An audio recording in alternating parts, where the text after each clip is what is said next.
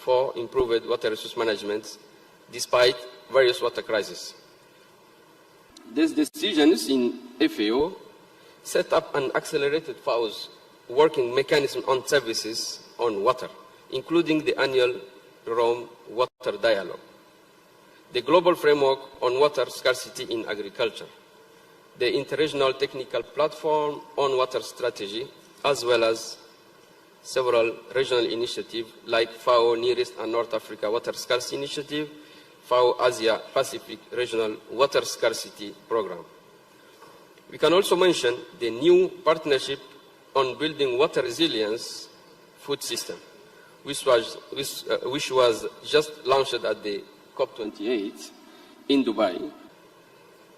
Furthermore, the FAO Climate Change Strategy 2022-2031 is supporting the development of food, water, energy, forest nexus to improve access to sustainable energy and energy efficiency and to enhance water management for adaptation across all agri-food systems. FAO also offers data and analytics. You may have heard about the Aquastat, which is the FAO Global Information System on Water and Agriculture.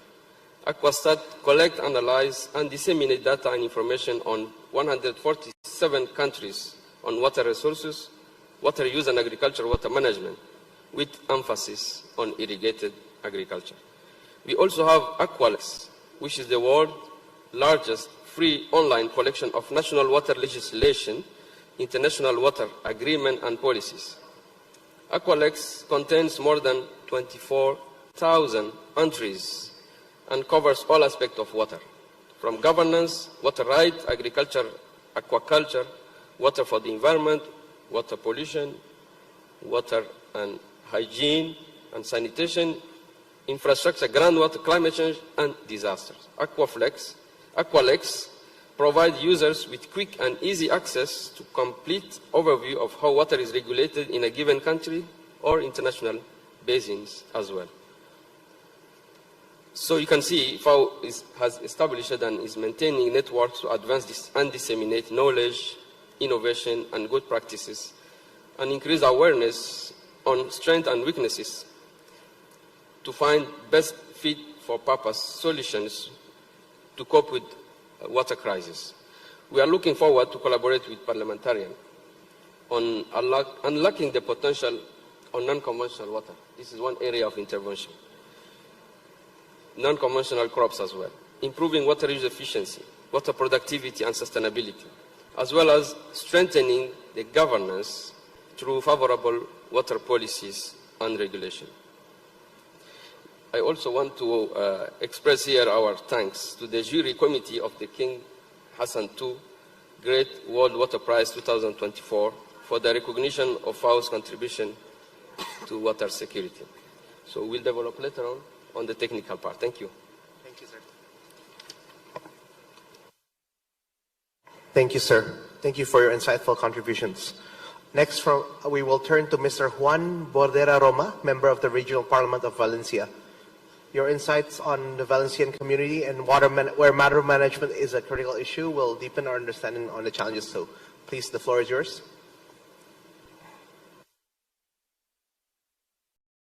Salam alaikum, Namo Buddhaya, Om Swastiastu, Om Shanti Shanti Om. Shalom to everybody. Thank you for inviting me. Let me start with a map that shows us where and how bad will be the water crisis. Can you please put the first slide?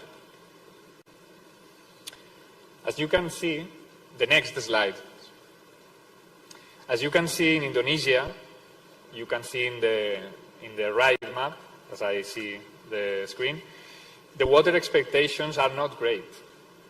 But in Spain, in my country, are even worse. So maybe we can add some context to what is happening with the intersection within water and climate. Next slide, please.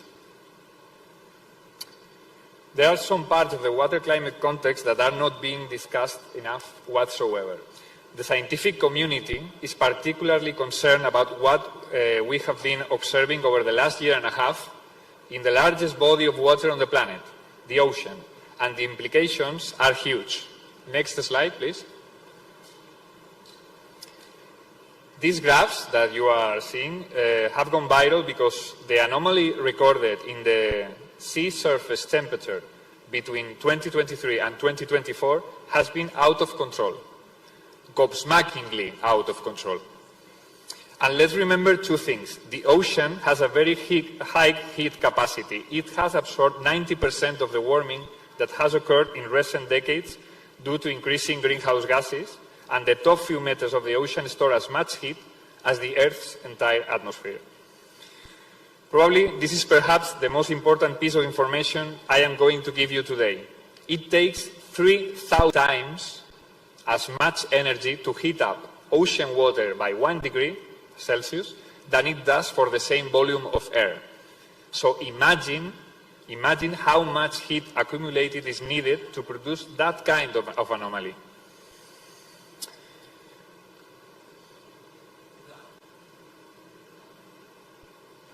Next slide, please. The rate of global heat uptake has more than doubled in the past 20 years, and this is probably the most important metric. It is absolutely impossible that we thrive in solving the crisis if this keeps growing. But why is the Earth's energy imbalance growing so alarmingly fast? There are many factors. Growth in emissions equals more radiation absorbed. Less aerosols equals less clouds and more radiation absorbed. Melting ice decreases albedo effect equals also more radiation. We need to talk about that urgently and the effect of the aerosols. Next slide, please.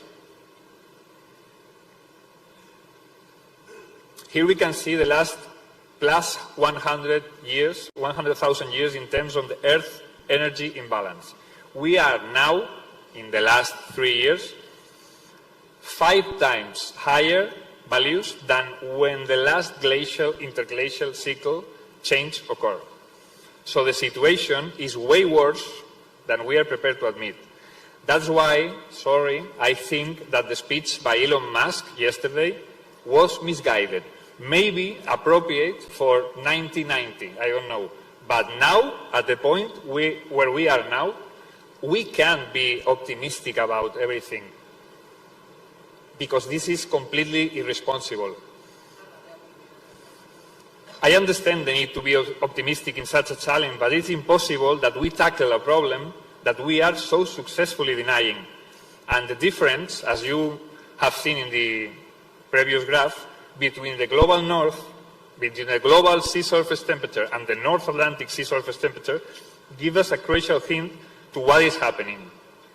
Why the North Atlantic anomaly continues to rise while the global average begins to relax after the end of the ENSO, the El Niño Southern Oscillation. Two main factors are driving this. Regulations to improve sulfur emissions from ship fuels in 2020 have eliminated a big part of the masking effect produced by aerosols. And where there were shipping routes, the sea surface temperature is rising more rapidly. And the other, it's not better. The slowing down of the thermohaline circulation can store more heat at the surface of the ocean. This phenomenon is also of particular concern in the North Atlantic because of the fragility of the Atlantic meridional overturning circulation, the AMOC. Maybe you have heard some studies that talk about the collapse of this crucial current for the climate of the Northern Hemisphere. These are all very worrying signs that warn us of several things that we must integrate into our water management systems. Maybe I leave it right there and then we can continue talking about proposals.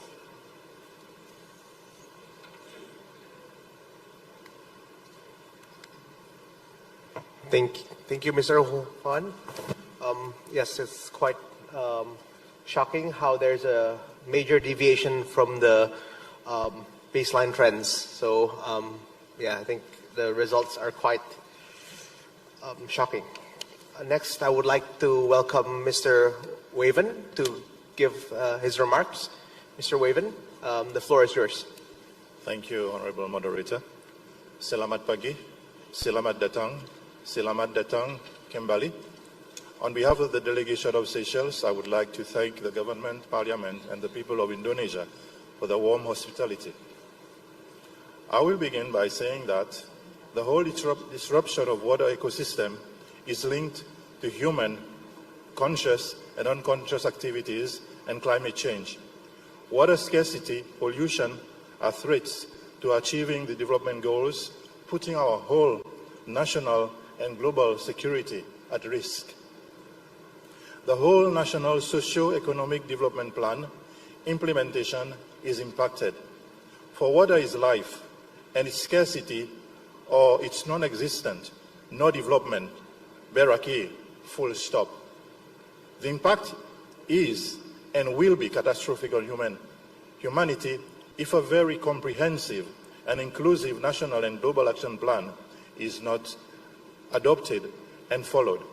Seychelles, as a small island developing state, despite being classified as a high middle-income country, has much to lose.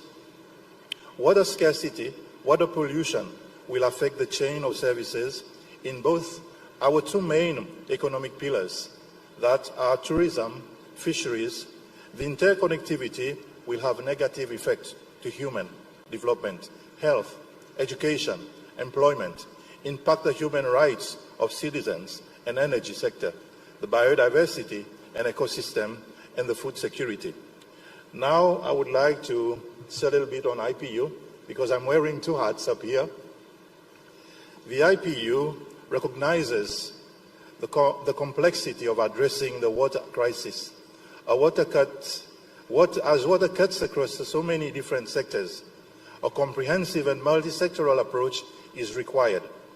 The IPU regularly convenes not only parliaments, but also academia, experts, and civil society representatives to ensure all parties have an open dialogue on sustainable development challenges, including those related to realizing the SDGs by 2030, including SDG 6 on water and SDG 13 on climate action, are at the heart of IPU's work, including the work of the IPU Standing Committee on Sustainable Development, on which I preside. The IPU strategy, which I have a copy here, has climate change as a key focus area. As we know, climate change is a major driver of the world's water challenges. The IPU strives to ensure parliaments are equipped with the skills to tackle the interconnectedness and reinforcing water and climate crisis.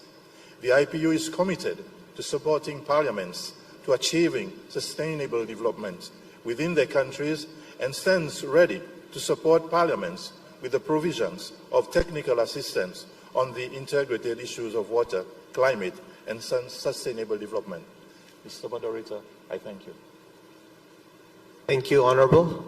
I was informed by the IPU committee that we have a second round of questions. We have enough time. So, as you've mentioned, a lot of the global south will bear the cost of climate change, especially for archipelagic nations whose livelihoods depends on tourism, fisheries, as well as the food industries. Mr. Waven also mentioned that there is a document by the IPU giving guidelines on how to tackle climate change. With that, I would like to ask the second round of questions. What kind of key legislation and key budgetary decisions need to be made in place in order to ensure that there is resilience to water and climate change? Maybe I can start again with Mr. Maki. Thank you. Thank you very much for this very interesting questions. So, in the era of water challenges and water scarcity specifically, we have identified three key pillars of interventions where legislators can be of support. The first one is on increasing the offers of waters. In the context of water scarcity, increasing the offers is just essential. So this comes from non-conventional water. Non-conventional water is water resources. So in many areas and countries, the potential of those non-conventional water are just blocked by the legislations. legislation doesn't allow full reuse of waters. Despite the level of treatments, in some countries, the wastewater, treated wastewater, are not allowed to be used in a specific uses for crop, for example, except for trees. So going for more courageous legislations will definitely unlock the potential of those non-conventional water, all of it, including desalination, because we have no any options than reusing and recycling and reducing the waste of water. So the other pillar of intervention goes with the improving water productivity. So we need to get best out of every drop of water. So it's called crop per drop. So how to maximize that within the limit of sustainability of the systems. So this is also our packages in terms of laws that could support that on the selection of the type of crop that are more convenient in a specific areas, looking at the climate, the biospheres, the opportunities of having a specific crop in a specific climatic zones. So this is an area. Another element also which is very important is the governance.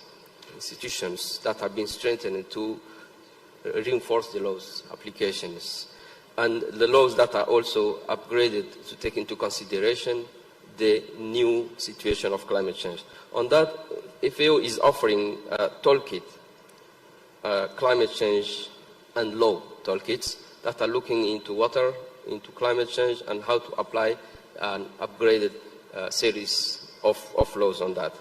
And also there's a guide, legal guide that are in development that may be of support to the parliamentarians that you are to implement such upgraded type of laws to guarantee the adaptations to climate change in water and agricultural sector. Thank you. Thank you, Mr. Maki. Optimizing water productivity, drop it up. I like those terms.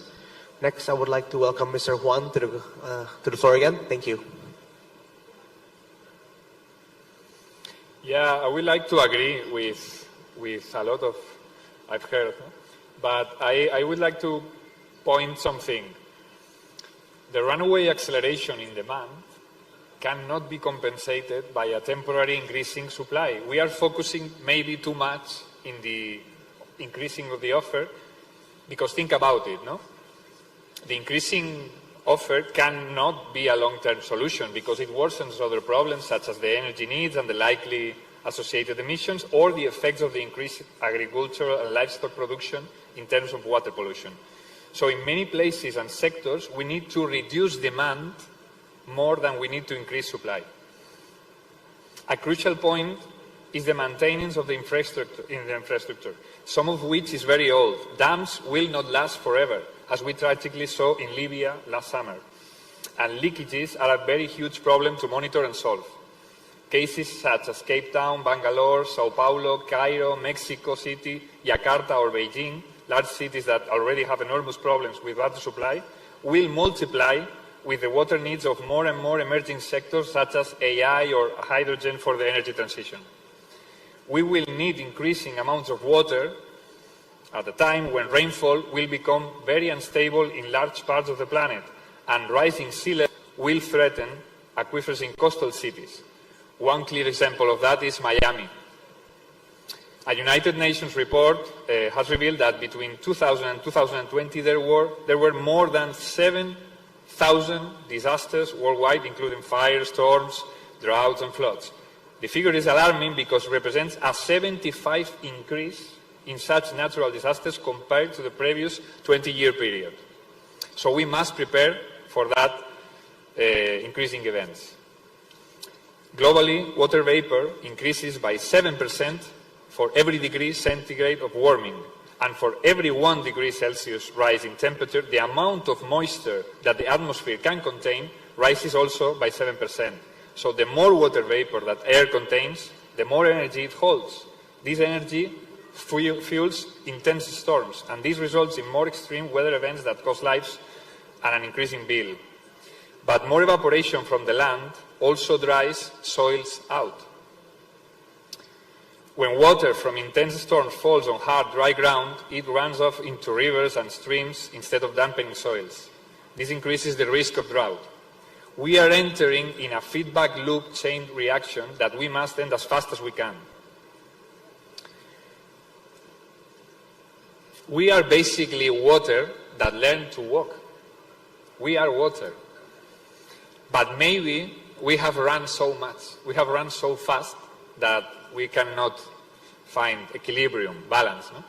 Maybe what we need is to learn to walk this life a little slower, so maybe we can enjoy more the simple pleasures of wonderful places like Bali. So thank you.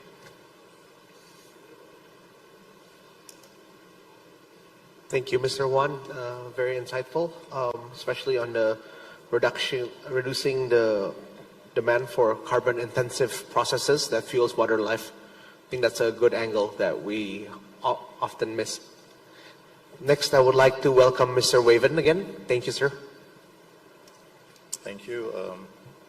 Well, I feel that with regards to the issue that we are dealing with, I feel that an inclusive awareness campaign has to be continuously be on the agenda, because people need to know what is at stake, to take ownership, and to be willingly be part of the solution. Because when you know the problem, you identify it, and you know what you have to do, then people are more responsive. So I believe that there has to be continuous campaign of making people aware of what is happening, what are the problems, and what they can do to help government. Because in my country, we tell the people, government is not the only the administration. It's the people who vote. So all of us, the residents, we are part of government, and we need to be part of the solutions.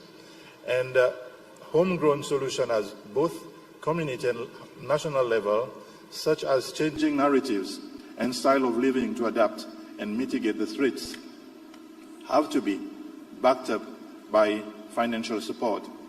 And we have to have clear policies on water governance with necessary sets of enabling laws to guide implementation, protecting, managing, distribution, investment, modern technologies, and supporting community water projects initiatives. We have to be connected as well with the nexus of data globally, because without data, one cannot deal with the problem precisely. So there is the need for connectivity of data nexus to enable us to really tackle the problem.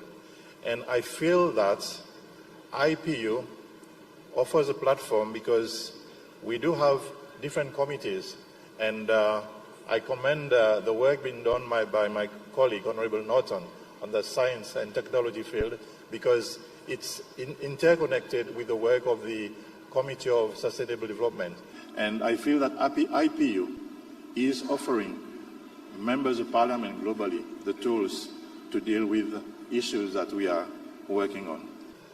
Mr. Moderator, I thank you. Thank you, Mr. Waven. Good insights as well regarding using the collective platform to share data, share experiences, and as well as a collective problem requires a collective solutions. Next, we would like to open the floor to interventions. And as we open the floor to interventions, I encourage delegates to ask specific questions to our panelists to share their experiences in their home nation and concrete examples related to their home topic. First, I would like to invite the delegation from the People's Congress China to have the floor. Thank you. Okay, thank you, Chair. Ladies and gentlemen, due to climate change, frequent occurrence of extreme weather, such as drought and heavy rain, have brought great challenges to global water security. In July 2021, Zhengzhou City in China suffered heavy rainstorm with a rainfall of more than 200 millimeters in 1 hour, which is the highest record in global cities. And the severe flood seriously damaged people's life and property safety. Also, we have found the rainfall, the precipitation moving forward, the eco-environment will be changed. In recent years, China paid high attention on water environment protection and management. First, we continued to strengthen the protection of drinking water resources to ensure people drinking sanitation water. Second, we strived to address environmental problems in the Yangtze River and the Yellow River, the two largest river basins in China. Third, the People's Congress of China strengthened legislation by enacting the specialized law for Yangtze River and the Yellow River protection. Consequently, in 2023, the proportion of good surface water reached to 90% in China, increased 18% compared with 2013. Ladies and gentlemen, water is the foundation of survival and the root of life. In the past decade, China, with only 6% of global freshwater resources, feed up nearly 20% of population of the world and contribute to over 18% of global GDP. Extreme weather making us deeply aware of the importance of tackling climate change and water conservation. In the future, we highly hope to cooperate with the international parliaments to make greater contribution to global water protection. Thank you for your attention. Thank you. Next, I would like to welcome the delegates from Republic of Korea. Due to time constraint, please keep the statements to around 2 minutes. Mr. John Yong-gi.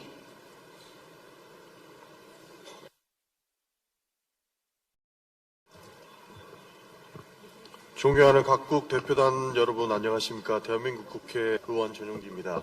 발언 기회를 주신 데 대해서 저장과 함께 감사의 말씀을 드립니다. 기후변화는 물과 불가분 관계에 있습니다. 기후변화로 인하여 담수가 감소하고 물재해는 증가하고 있습니다. 대한민국은 기후위기로 빈번해지고 심각해지는 홍수와 가뭄에 대처하기 위하여 AI 등 과학기술 등을 이용한 스마트 물관리 시스템을 가동 중입니다. 예컨대 디지털 플랫폼을 기반으로 한 AI 홍수 예보 시스템은 대하천 본류의 특보 지점에서 AI가 10분마다 수위를 자동 예측하도록 하였고 댐 상류 그리고 하류 등 재해 취약 지역을 중심으로 디지털 트윈 기술을 활용한 사전 예측 시스템을 구축하고 있습니다. 디지털 트윈 기술이란 가상 공간의 현실과 똑같은 구조물을 구축하는 시뮬레이션 기술입니다. 더불어 기후변화 등 비상시에 안정적인 식수 공급을 보장하기 위하여 정수장을 운영하는 등 자율화한 스마트 정수장 구축 사업도 진행 중입니다. 대한민국은 국내 기술 활용 경험을 바탕으로 개발도상국의 물관리 인프라 구축에도 적극적으로 나서고 있습니다.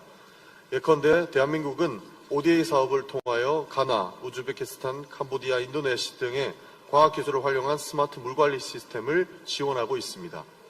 각국 대표단 여러분, 기후변화에 대처하여 안정적인 물관리 체계를 유지하고 탈탄소 에너지원을 확대하기 위해서는 물관리 정책의 전반에 대한 의회 차원의 이해와 관심이 필요합니다. 기후변화에 대한 물 관련 현안이 정책적 우선순위에 포함되도록 의회의 행동과 촉구가 필요한 시점입니다. 경청해 주셔서 감사합니다.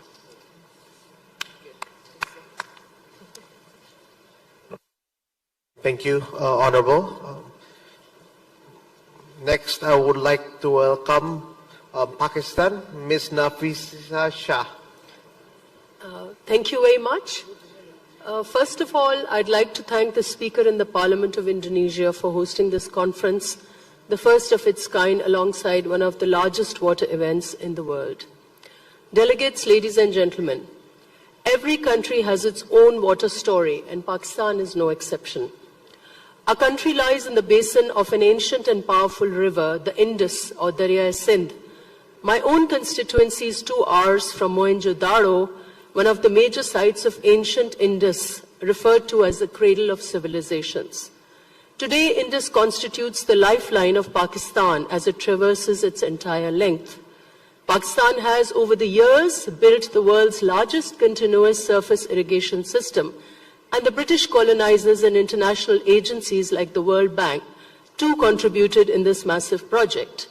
While this has given Pakistan its source of extensive agriculture and livelihoods, it has also come with a cost of environmental degradation with its own economic costs. The river is broken with dams and channels. The delta has shrunk. The drainage of irrigated waters remains unresolved, and the 5 large tributaries of Indus system have been dismantled as well, with India and Pakistan's Indus Water Treaty of the 1960s, which was mediated by the World Bank. In my constituency, I noted that while climate change led to extraordinary rains in 2022, the disaster was made worse due to the way the river was pushed into embankments and its natural tributaries were blocked. If the parliaments are to pioneer new ways of lawmaking, I would call for using cultural and historical knowledge alongside the scientific and empirical ones. For instance, our elders used to refer to River Indus as the Darya Badshah, or King River, with its own agency, personified often as a great saint with several characters and powers associated to it. The bed of the river too had no proprietorship traditionally, and that land belonged to the river alone, making it a sovereign entity. If the parliaments are to take initiative in making laws even to begin moving towards restoration of broken river systems, of polluted lakes, and of reviving the lost deltas, these water bodies can be conceptualized as legal persons or even as environmental sovereigns, in a way that many religions and cultures have conceived them in the past. Interestingly, corporations and big businesses have already made themselves legal persons long ago to protect their rights. Some parliaments have already legislated for rivers and lakes to be treated as legal persons, with their integrity to be restored, and these environmental monuments to be seen as living systems with their rights. This powerful concept could be explored both in the local and global contexts. This approach may also allow the parliaments to engage in transnational diplomacy over water conflicts. Agreements of harnessing water bodies can be transformed towards agreements to preserve and restore them at the same time. Many ancient river names mean simply to flow, but today, ironically enough, these ancient rivers no longer flow. And that is what sovereign natural water systems demand, the right of waters to flow their timeless paths. Thank you. Thank you, Ms. Honorable. Next, I would like to invite the Algerian Parliament to deliver their intervention. السلام عليكم. أولا أود أن أشكر المجهودات المبذولة من طرف البرلمان الدولي والمنتدى العالمي العاشر للمياه، وكذلك البرلمان الأندونيسي لإنجاح هذا المنتدى، والذي نأمل أن يؤتي ثماره. في البداية أظن أن العلاقة بين التغير المناخي والطلب على الماء هي علاقة طردية. فلو تحدثنا عن قضية المياه خارج تأثير التغير المناخي، فإن المتغيرات معروفة ومحدودة ويمكن التحكم فيها، ولكن إذا ما أخذنا مشكل تغير المناخ فإن الأمر يصبح في غاية الخطورة، لأن تأثيراته متعددة ومعقدة على جميع الأنظمة البيئية، وخاصة الأنظمة البيئية المائية، بحيث تصبح أكثر هشاشة وتؤدي حتما إلى تدمير التنوع النباتي والحيواني، بالإضافة لخلق أزمات بين الأفراد والجماعات. ولعل الخريطة التي تفضل بها السيد خوان تجعلنا نتوقع المناطق التي تكون أكثر عرضة للطلب على الماء والتي تكون متوقع أن يكون فيها أزمات حول المياه. كما أن النظام البيئي لا يؤمن بقطاع واحد ولا طرف واحد كما تفضل السيد ويبن، فهنا يأتي دور المسؤولية التشاركية والجماعية خاصة فيما يخص المياه العابرة للحدود السطحية أو الجوفية. فقد كانت في كثير من الأحيان في بعض مناطق العالم مثال للتشارك والتسيير العقلاني لهذه الموارد، وكانت في البعض الآخر مناطق للتوتر. وهنا أنوه للدور الذي لعبته الجزائر مع الدول الشقيقة تونس وليبيا من خلق إطار اتفاق حول المياه الجوفية، إيمانا منها بالمسؤولية المشتركة لحماية هذا المورد، بالإضافة إلى أن الأنظمة البيئية المائية العابرة للحدود تتطلب إطارا مشتركا لحمايتها من التلوث والذي يضر بالنظام البيئي ككل إن كان هناك تلوث، وكذلك وضع إطار تسيير عقلاني لمنع استنزافها، خاصة إذا تعلق الأمر بالمياه الجوفية الغير متجددة. وأظن أن العمل يكون على عدة أوجه، من جهة خفض الانبعاثات الغازية، ومن جهة أخرى ابتكار والاستلهام من التجارب القديمة والتي تعد مثالا للتحكم في المياه، لا سيما في أماكن مثل الصحاري. وأضرب مثالا نظام الفقارة في الصحراء الجزائرية، وقد تفضلت السيدة رئيسة مجلس النواب الأندونيسي بذكر مثال ذلك هنا في بالي. وأظن أن الأمثلة عديدة في أماكن عديدة من العالم، بحيث أن الإنسان القديم قد تعرض إلى أزمات مياه من قبل، وحاول بالطرق البسيطة ابتكار نظم ما زالت إلى حد الآن كمثال الفقارة في الجزائر ما زالت محمية ومعمول بها في نظام هش من حيث الماء كالصحراء. وكذلك كخلاصة يأتي دور البرلمانيين من أجل سن قوانين دولية تحدو حذوها البرلمانات البلدان في أن تتكيف وتواكب الطرح الدولي الذي ينص على المسؤولية المشتركة كما جاء في آخر تقرير لمنظمة اليونسكو حول المسؤولية المشتركة فيما يخص المياه العابرة للحدود. وشكرا.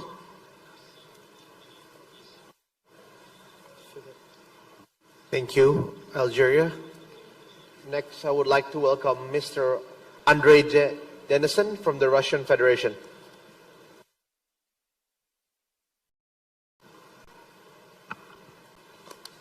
Благодарю вас,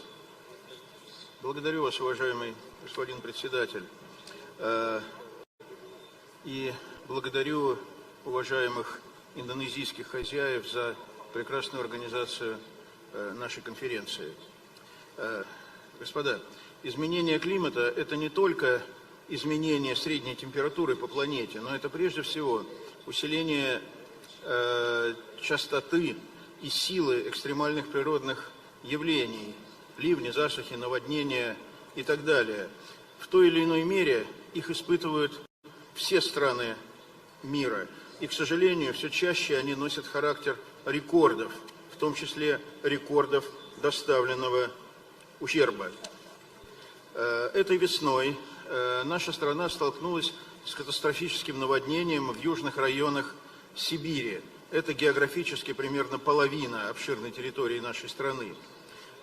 Бедствия произошли из-за аномального таяния снега. Мы называем это половодьем, spring tide or spring flood, еще говорят high water. Огромный экономический ущерб. Делается все возможное, чтобы минимизировать потери будущего урожая. Прогнозы здесь обнадеживающие, но, как говорится, осень покажет результат.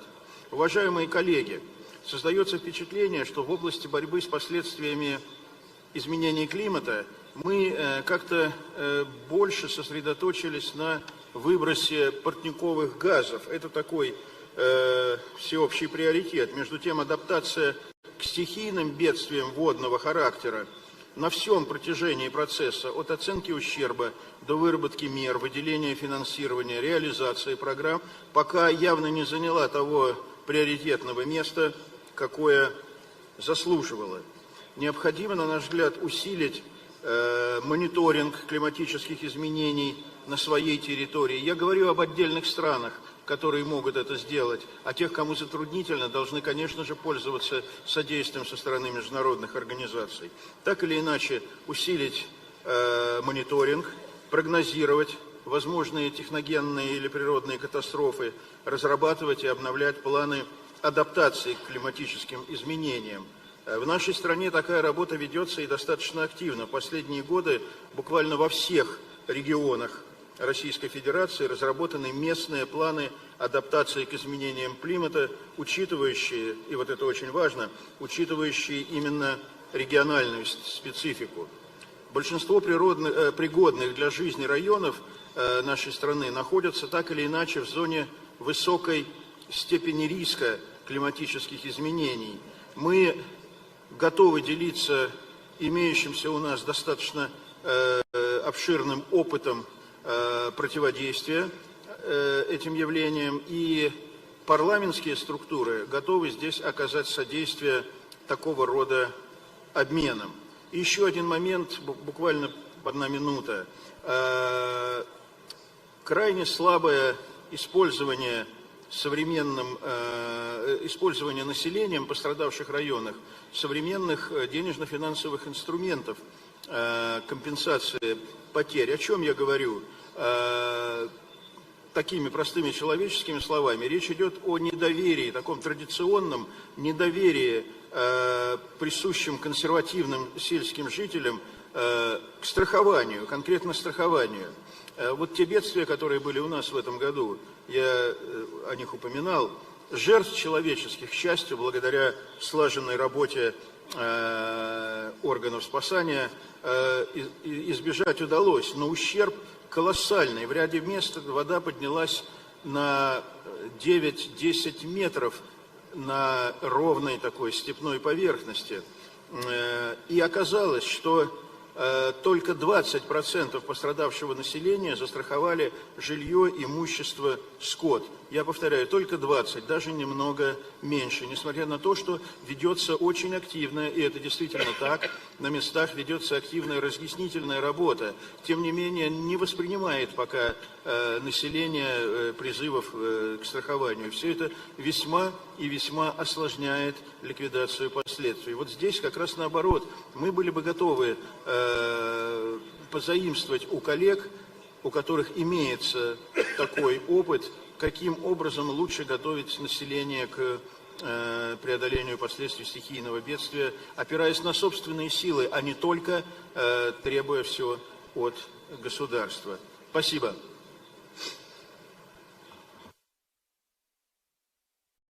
Thank you, Honorable. Next, I would like to welcome the delegation from India. The floor is yours. Good morning, Honorable Chairperson, my fellow parliamentarians. Thank you for giving me opportunity to express my views on the integrated link between water and climate change. Water, the essence of life, is integral to our daily existence, our economies, and the ecosystem that sustain our planet. However, the stability and availability of water is increasingly threatened by the accelerating changes in our global climate. To mention a few, increased temperature is altering atmospheric circulation pattern, leading to changes in precipitation. Moreover, monsoon in regions like South Asia are becoming more and more erratic. Melting of glacier is impacting river flow patterns. Severe weather events such as hurricanes, typhoons, floods can disrupt water supply infrastructure, contaminate water sources, and lead to short-term and long-term changes and shortages. India, being one of the most populous and agriculturally dependent countries, play a crucial role through its various initiatives in addressing water availability issues which are resulted by climate change. For example, National Water Mission, which is aiming to conserve water, minimize wastages and ensure more equitable distribution. Jal Shakti Abhiyan, a campaign focusing on water conservation in water-stressed districts. Atal Bhujal Yojana targets sustainable groundwater management. River interlinking projects are the initiatives to interlink rivers to transfer water from surplus basins to deficit regions. India is playing a pivotal role in hand-holding with international partners to address water-related issues. Indo-Gangetic Basin Cooperation and global climate change agreements are few examples of our engagement with neighboring countries like Nepal, Bangladesh and Bhutan to manage the shared water resources. Friends, India's engagement in global climate negotiations such as the United Nations Framework Convention on Climate Change demonstrates its commitment to collective action on climate change. My friends, to support climate change adaptation efforts, particularly for developing countries, our country shares its expertise through training programs, technical assistance, and collaborative research projects. Excellencies, through this forum, I welcome effective collaboration from partner countries to play a proactive role in addressing the interconnected challenges of climate change and water scarcity, fostering sustainable development and resilience for present and future generations. Thank you very much. Thank you, Honorable. Next, I would like to welcome the House of Representatives from Morocco. The floor is yours.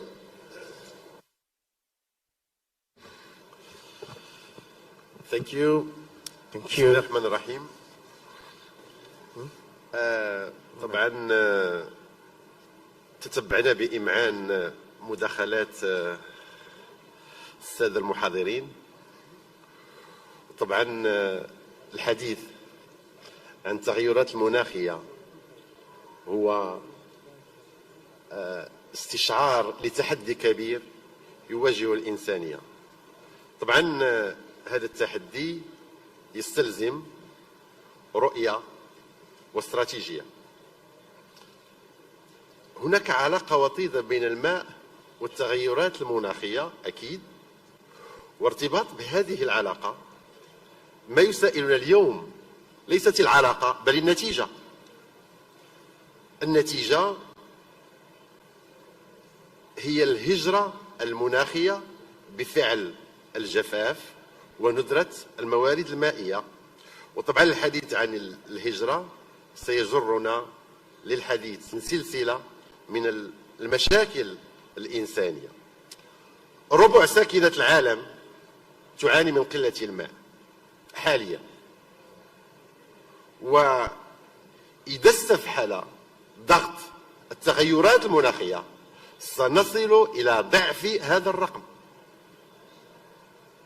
سؤال، ونحن في اجتماع برلماني العالم بمعنى المشرعين وصناع القانون وأنتم الخبراء والمنظرين، وحكوماتنا كلها منخرطة في المبادرات الدولية الرامية إلى رفع التحديات المرتبطة بالبيئة والتغيرات المناخية والأمن الغذائي.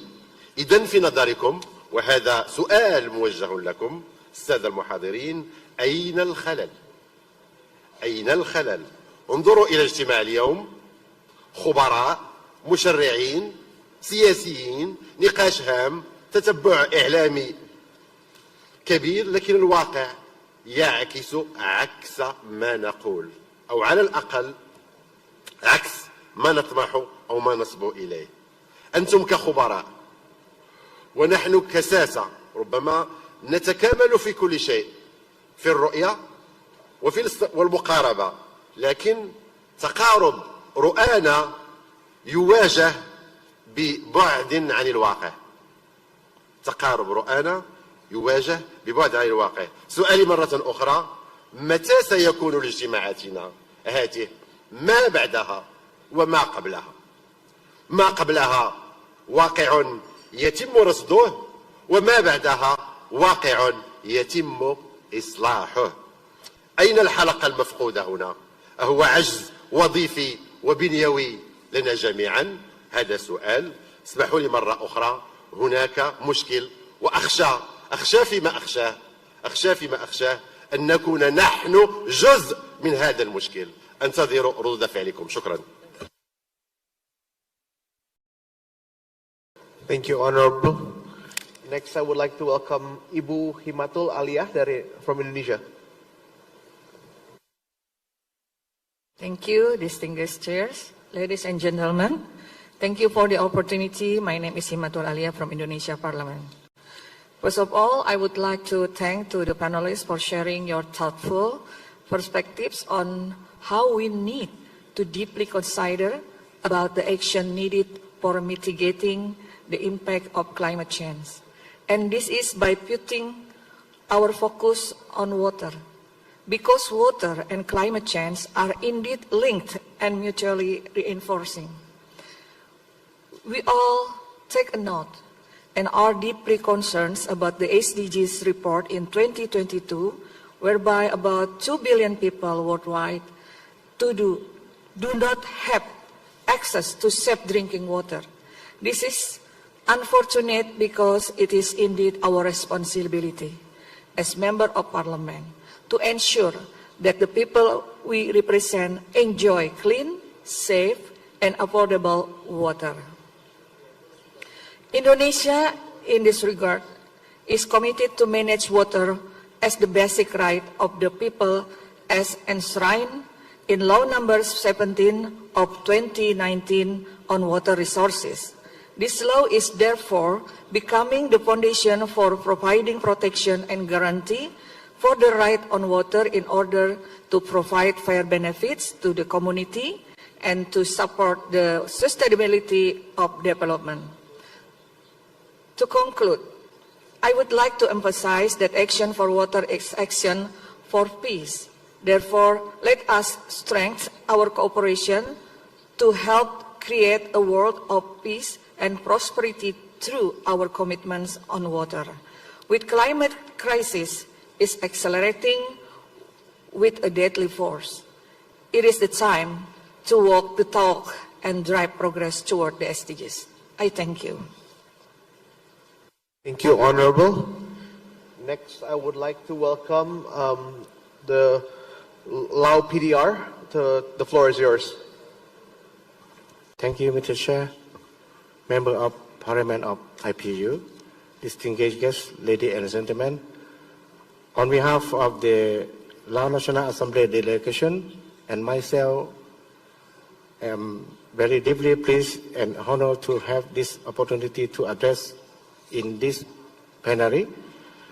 For the Lao PDRs, 90% of the country's territories is located in the Mekong basin. Around 41% of the annual flow in the Mekong is from tributary in Laos. Overall, Lao PDR has an abundance of water resources, but only around 11% of the water is used in various sectors.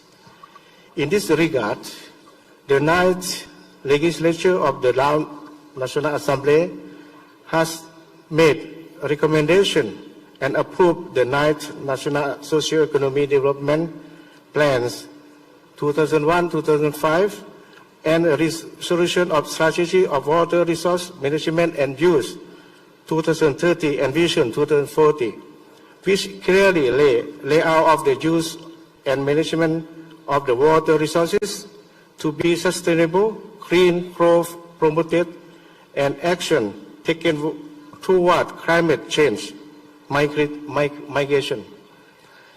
In addition, the Laos National Assembly has also strengthened its oversight functions in enforcing the law, especially law on the water and water resources, to ensure the water resources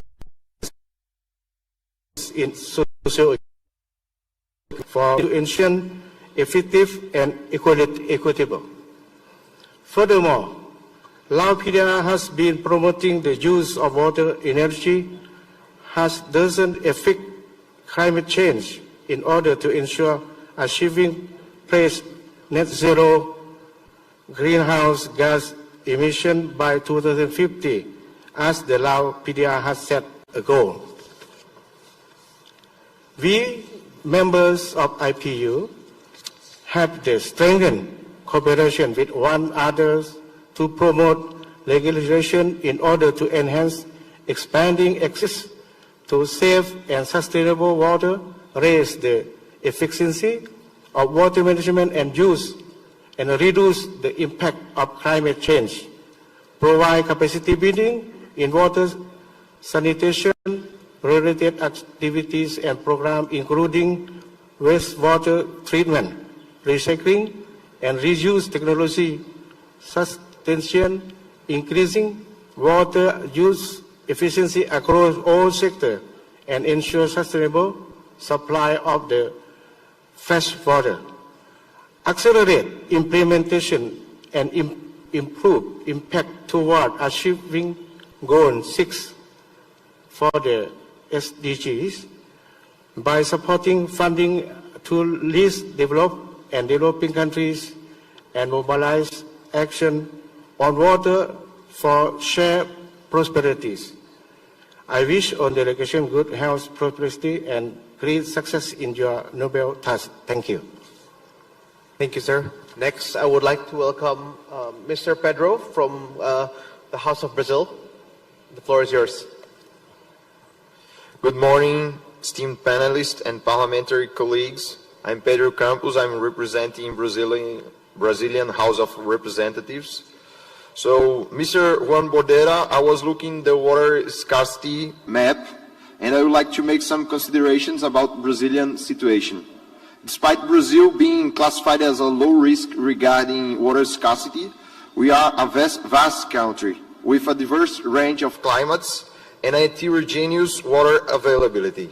This means we already experience water stress in the semi-arid region of the Northeast, where 28 million Brazilians lives, one of the most dense populated semi-arid in the world. To conclude, I would like to make a question to the FAO representative. So, what examples of legislations has the FAO supported globally concerning water reuse for food production? Thank you. Thank you, Honorable. Next, I would like to welcome Mr. Fat from the House of Iraq.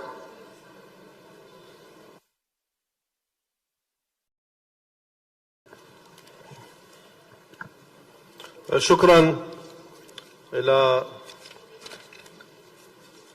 البرلمان الدولي والمنتدى الدولي العاشر للمياه وبرلمان أندونيسيا لإتاحة الفرصة للحديث عن العراق ولكونه خامس دولة متأثرة بالتغييرات المناخية يحتاج أن تعطونا من الوقت للحديث عن التغييرات المناخية في العراق والأضرار التي لحقت في العراق. بالنسبة إلى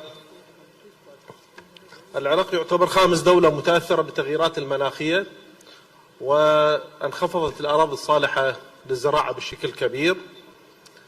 علما في دستورنا دستور العراق ورد فيه أنه بلد النهرين ومهد الزراعة، حيث أول زراعة عمودية في التاريخ هي 600 قبل الميلاد في الجنائن المعلقة في بابل، وكذلك أيضا السدود في شمال العراق التي أقامها سنحاريب، وبالتالي العراق هذه الأحداث العالمية وجزء من التغييرات المناخية يمر بتحديات كبيرة أثرت على الهجرة من الريف إلى المدينة، أثرت على الأمن الغذائي في العراق، وأثرت بشكل كبير خلال 10 سنوات انخفاض الثروة الحيوانية إلى 20%، وبالتالي هو جزء من المنظومة العالمية بالتغييرات. ولكن نحن في مجلس النواب رفعنا شعار أن نحول الأزمة إلى فرصة للنجاح، وهذا الذي عملنا عليه من خلال وضع التخصيصات المناسبة إلى وزارة الزراعة، إلى وزارة الموارد المائية، وضع التخصيصات لدعم مشاريع للزراعة والموارد المائية سنويا تقريبا 3 مليار دولار، وكذلك 5 مليار دولار خلال 3 سنوات إلى مشاريع الصرف الصحي. وكذلك الآن لدينا بعد أن تصدى العراق للإرهاب بالدفاع عن وجوده وكيانه بكافة مكوناته، ها هو من خلال الحشد الشعبي يقيم أكبر مزرعة في العالم لزراعة 1,000,000 نخلة، وأكبر مزرعة في العالم لزراعة 1,000,000 شجرة من الجوجوبا صديقة للبيئة، ولدينا مشاريع واعدة في المناطق الصحراوية. نعتقد المسؤولية تضامنية من كل دول العالم.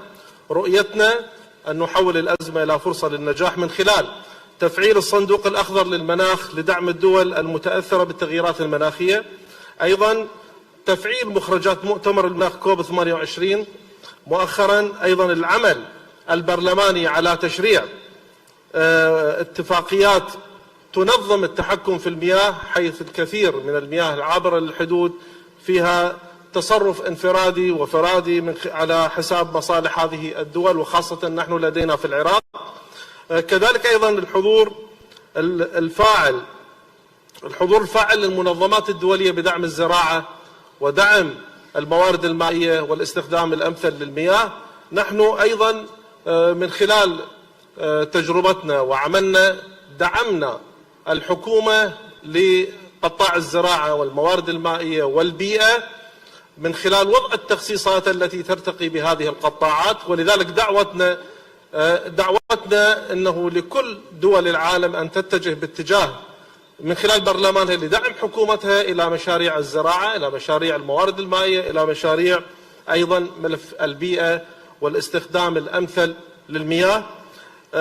آخرا شكرنا تقديرنا إلى هذا المؤتمر وهذا المنتدى والقائمين عليه، لا سيما برلمان اندونيسيا، وكذلك أيضا تعازينا إلى الجمهورية الإسلامية الإيرانية بالحادث المؤسف والمفجع لرئيس جمهورية إيران، وهو كان بافتتاح سد من أجل تنظيم المياه مع أذربيجان.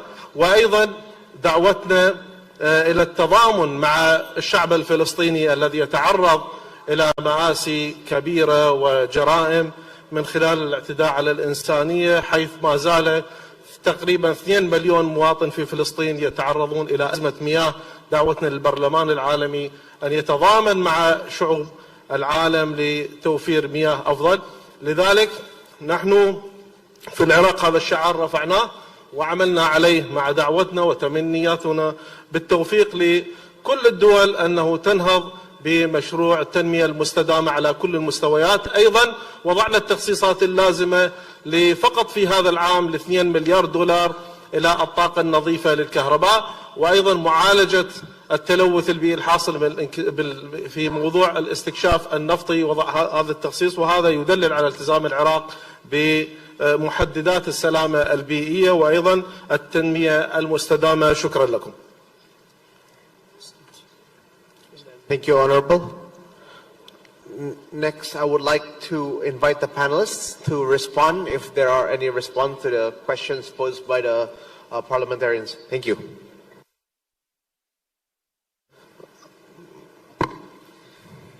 Great. Thank you very much for the discussion and the questions. I got 2 questions, one from Brazil and also Morocco. From Brazil, look, the efforts on supporting the regulations have been conducted throughout in many regions. So if I may give you examples, for MENA regions with the League of Arab States, we have done an assessment of existing law packages to pinpoint the inconsistency of existing laws in different countries and regulations in different countries in terms of reuse opportunities of non-conventional water, and then recommending the way those existing regulations could be changed or upgraded in a way that are favorable for the development of such kind of resources. So for specific examples, I can mention here Tunisia, that is in the process of upgrading, changing the water law, water bill, and in discussion with the ministries and technical department, we managed to integrate in that law bill, water bill, the water accounting. Water accounting is a concept that is distinguishing between beneficial use and non-beneficial use of waters, also considering the recyclable natures of that use or not. So having, a use that are the most beneficial and most recyclable possible. So those kind of maybe input we may have provided in specific areas, just to respond to your question. Coming to Morocco, very interesting also subject of where we stand, why the reality is not what we want to do. I think maybe we could go back to the Food System Summit of 2021, which is calling for systemic approach and not for sectoral approach. Now we cannot, I will say that is one of the big part of why we are not succeeding. We should not go for a law that are sectoral, that is trying to respond to sectoral needs, water sector, without looking and having a comprehensive knowledge of the impact of that law in other sectors.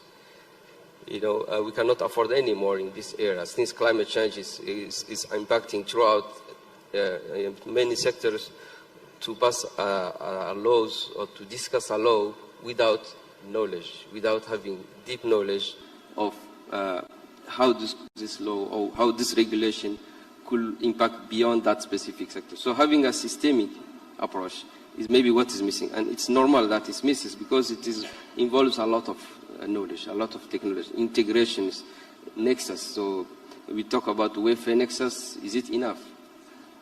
Welfare is water, energy, food, and ecosystem. Some others may add climate change. Some others may say forest with a specific focus. So there is I think welfare is the closest type of approach we could use when we are thinking of specific response in terms of regulations. That's in our sense, the most comprehensive way of thinking the laws that are imbrigating or inclusively taking into account the climate and natural resources. But when it comes to migration, when it comes to population, we need to add some other parameters as well. You see, so the complexity, I think the challenge here is a law that is based on knowledge. Yeah. Thank you. Thank you.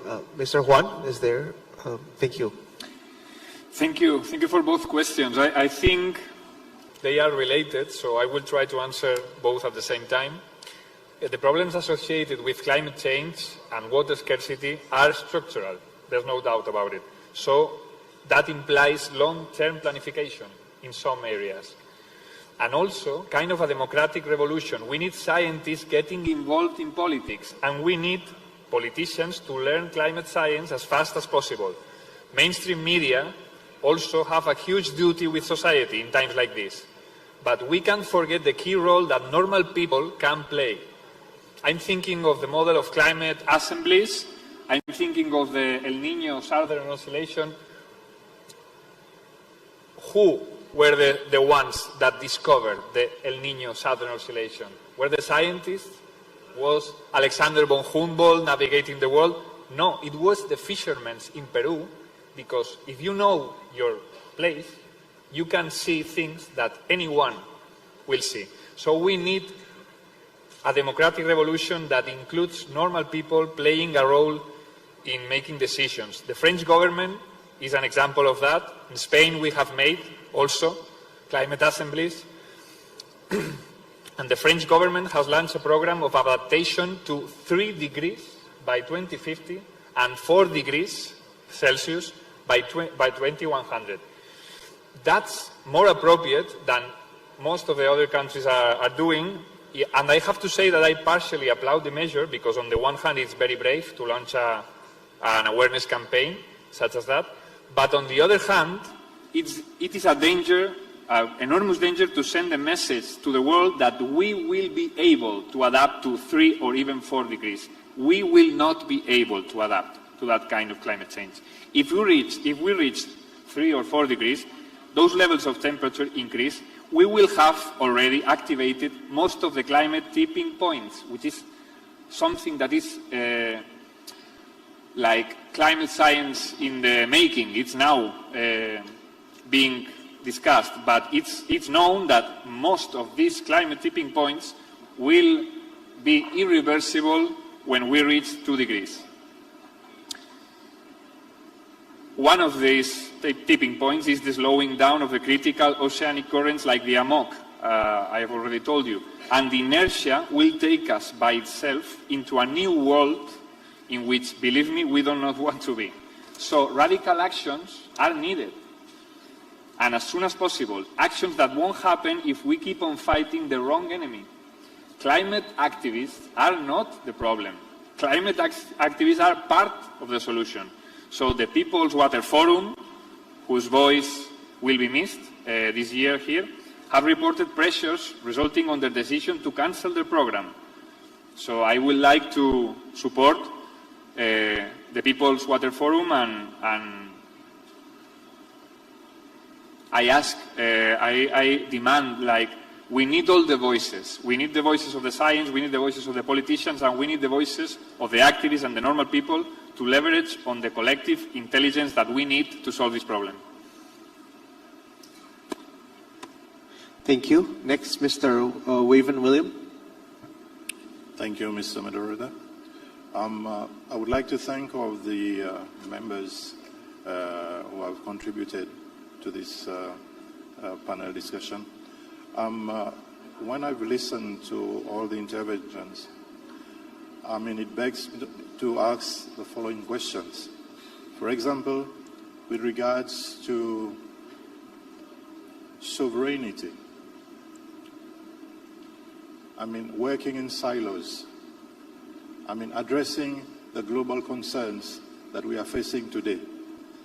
Is there the need maybe to relook at the whole issue of sovereignty to tackle the global concerns?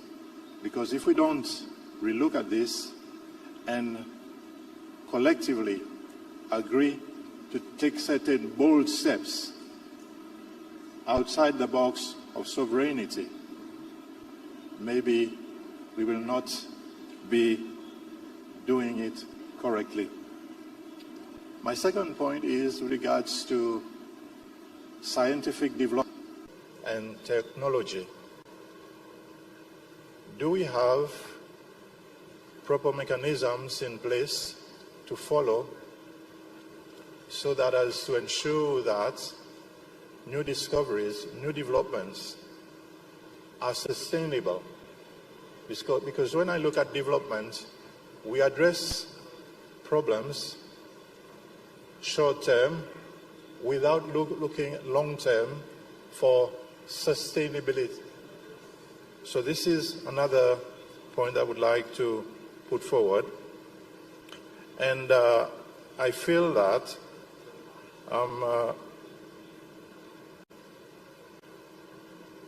we as members of parliament, we have an important role to play.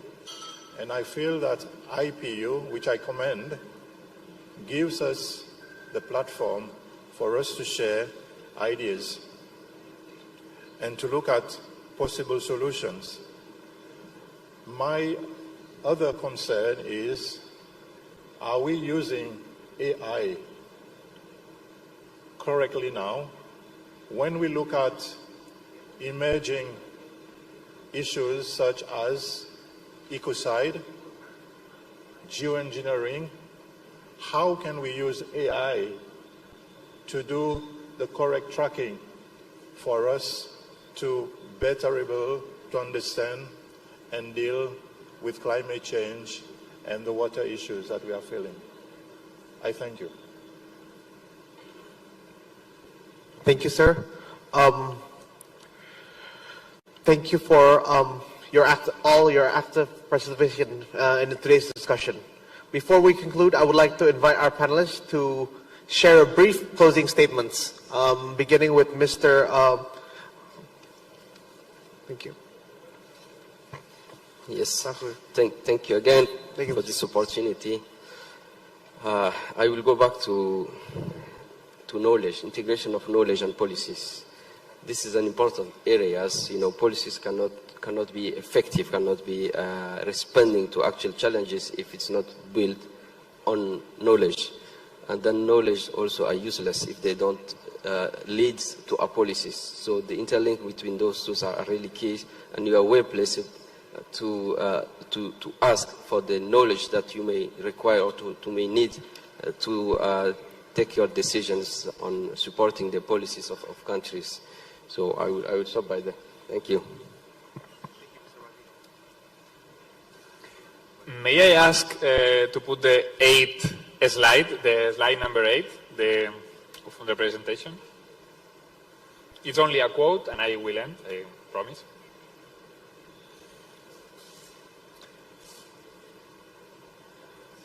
If it's not possible, I can read the quote, but it works. If you see, probably it will be more direct. There is a biologist called Edward Osborne Wilson. He's a writer also. He's a very nice writer. He has won 2 times the Pulitzer Prize because he writes fantastically well. So I think one sentence, one quote from him is nice to end this with an analysis that can resume what we talk. The real problem of humanity is the following. We have Paleolithic emotions, medieval institutions, and a godlike technology. This is terrifically dangerous, and it is now approaching a point of crisis overall. But what's the optimistic part of that? We can turn that vicious circle into a virtuous circle, like starting from the end. Starting from the emotions. That's the one part we have not managed to evolve as much as we need, and that is the reason that our political institutions are obsolete. So we need a revolution like that, because if we don't do that, technology will control us, and I think we have to do the opposite thing. Thank you.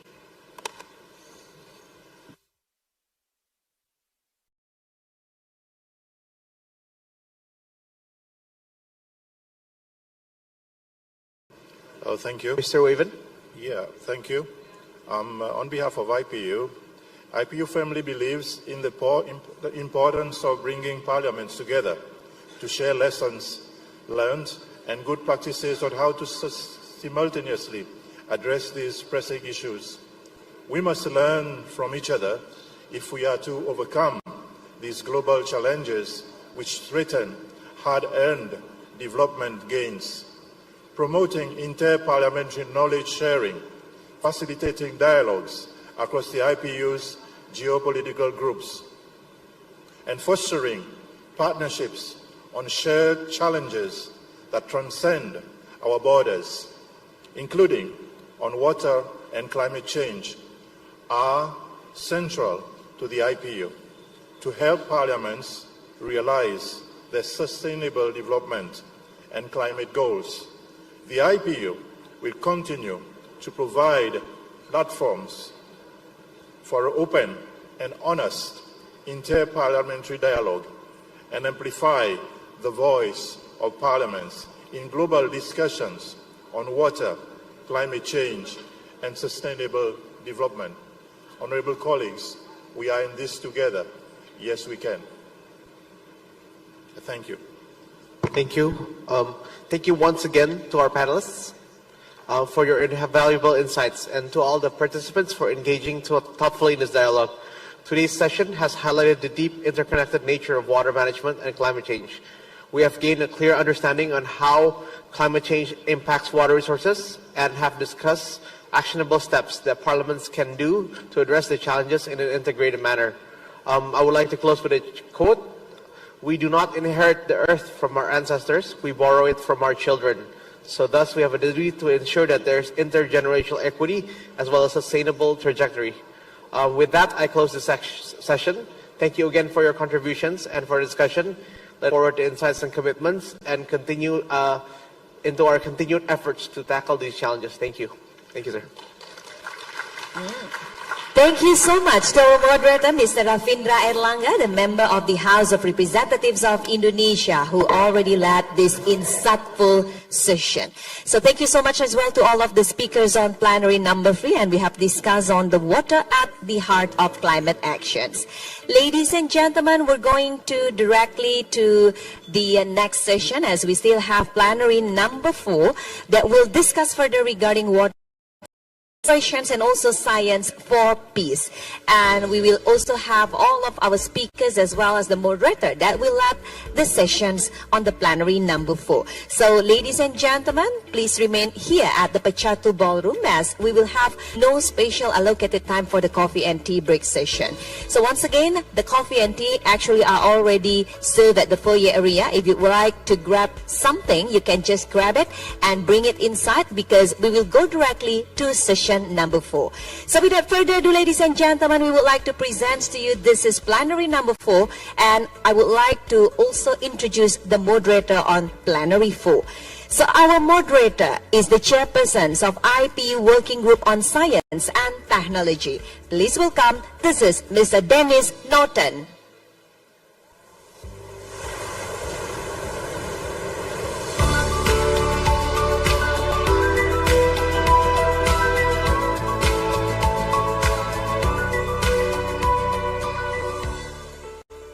It is the time for me to invite all of the speakers on plenary 4, starting from Ms. Sonja Koppel, the Secretary of the United Nations Conventions on the Protections and Use of Transboundary Watercourses and International Lakes, Economic Commissions for Europe.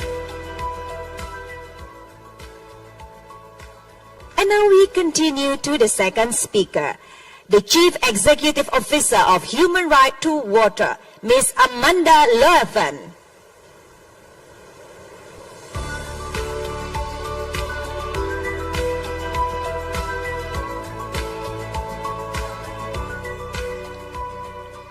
Next, we invite the Environmental Democracy Advisor, Westminster's Foundation for Democracy, Mr. Rafael Jimenez AIPA.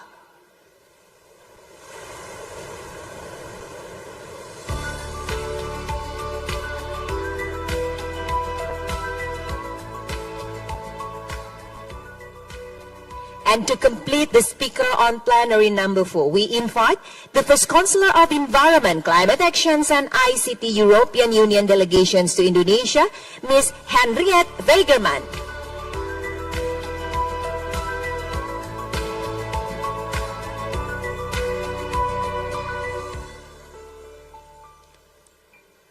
And now, ladies and gentlemen, let us just continue directly to session number 4. And without further ado, the moderator, Mr. Dennis Norton, time is yours. Thanks very much. And honorary members, guests, colleagues, on behalf of the Irish delegation, I would like to thank the Indonesian Parliament for their hospitality here this week. By 2030, we can expect to have an average of 40% less fresh water available on a global level. And this will be further compounded by global warming, which will provoke what's called evapotranspiration, a big word. Evaporation because of global warming, but also plant transpiration, which is plants effectively sweating. And all of this will account for about 3/4 of rainfall, which is going back up into our atmosphere. And because of climate change, because of increasing temperatures, that will absorb 7% more atmospheric water from our groundwater sources and our surface water sources with every 1 degree increase in global temperature. And Juan Bordera Roma made that point earlier on in his contribution. This will have a profound impact on both the ability to live and the productive capacity of land in many parts of the world, posing a threat to livelihoods, ecosystems and peace around the world. And as we all know as members of parliaments, water scarcity can cause a point of tension between countries and communities that share the same water resources. Honorary Wavin from the Seychelles yesterday in his contribution made the point regarding geoengineering and the impact that this is going to have on small island states. And these challenges all represent not just a challenge but an opportunity to bring peace through innovative solutions and collaboration. Developing the concept of the Interparliamentary Union Science for Peace School, which was co-chaired by the IPU Committee on Middle East Questions. Maybe if we could get the slide deck up there. Yep. So it was, and on to the next slide, please. Yes, so the Middle East schools, developing the concept of the Interparliamentary Union Science for Peace School, which is co-chaired by the Interparliamentary Union Committee on Middle East Questions and the Working Group on Science and Technology, which I chair. We focused on helping to address water scarcity in 3 regions, namely the Middle East and in particular Palestine, the Sahel region, particularly in West Africa, and the Mekong River basin. Water diplomacy and transboundary water cooperation are essential in ensuring that people from all around the world have access to safe, affordable and reliable drinking water and sanitation, one of the key objectives of the Sustainable Development Goals. So bringing together close to 100 contributors and participants, parliamentarians, parliamentary staff, scientists, water experts, researchers, stakeholders from various sectors over 2 schools, one held for a week in CERN in Geneva, the third one for 3 days at the International Centre for Interdisciplinary Science and Education in Coi An in Vietnam. And if we could move on to the next slide there, please. So we brought together, we established 2 schools, one in CERN, one in Vietnam, where participants engaged in constructive dialogue, knowledge sharing and partnership building with a view to developing effective strategies and policies to guarantee water security. We demonstrated how scientific methods can resolve practical problems and bridge gaps between nations. The aim of the school is to use scientific discourse not only to address environmental and technical challenges, but also as a diplomatic tool to strengthen ties between historically divided nations. And over these schools, it resulted in 4 recommendations that are now going to be put in front of you here on the screen. And these recommendations reflect the expert contributions and the contributions from colleagues that were presented both yesterday and today. Now, if you scan the QR code there in front of you, you can get access to the detailed recommendations. But they come under 4 specific themes. The first one is in relation to evidence-based decision-making. MPs believe that water and sanitation policies should be based on robust evidence. That we need, as members of Parliament, to enhance cooperation with experts and researchers and foster dialogue between our parliaments and the scientific communities. We need to prioritise the creation of accessible and open data so that it is available for everyone to understand. Secondly, we want to see greater community engagement to promote extensive community involvement in water management through citizen science, which is a key aspect of human security. This not only enhances data collection, but increases awareness, fosters ownership, supporting the sustainable management of water and sanitation as set out in the Sustainable Development Goals. Thirdly, we're recommending that we advocate for the adoption of the UN Water Convention by member states that haven't adopted it yet, and promoting those principles by those members who have adopted it to ensure that we can have enhanced transboundary water management. And this will encourage nations to share knowledge and understanding on transboundary water issues. And finally, the fourth recommendation then is to establish a parliamentary expert community on water. And Mr. Lloyd Forshawn, the President of the World Water Forum, raised this issue in his contribution yesterday. We want to create a platform for sharing knowledge and innovative water solutions, because every year between 5 and 7 million patents lapse, and they're lost. No one knows what that knowledge or understanding is, and even making that available to parliamentarians or those that are addressing water problems, because a lot of those solutions are focused on water and many basic challenges that many of us are facing in our parliaments on a day-to-day basis. And if they were brought together and made available, they would be a huge driver of innovation in many of our countries, in many of our parliaments, and in many of our communities. We also want to promote interdisciplinary dialogue that ensures that we develop informed policies, and get governments as well to cite scientific evidence in their policy documents and in their legislative proposals. And we want to see water caucuses established in parliaments. Yes, we have water committees in every single parliament, but they have very broad agendas, very broad priorities. And what we want to see is water caucuses that are focused on the issue of water on a cross-disciplinary approach. So the aim of this session is to take these 4 sets of recommendations, to assess where they are in transboundary water cooperation and water diplomacy, identify the challenges and opportunities for water cooperation and diplomacy, determine some examples for effective and ineffective transboundary water cooperation, and evaluate the legislative, scientific and local communities that contribute to the improving of transboundary water cooperation globally, regionally and bilaterally. And I'm going to ask the 4 panellists here to reflect on those recommendations in their contributions. And we have 4 very distinguished panellists here with us. Sonia Capel, who is the Secretary of the UN Convention on the Protection and Use of Transboundary Watercourses and International Lakes, the UN Water Convention, the UN ECE. Sonia currently leads the water team on the Water Convention.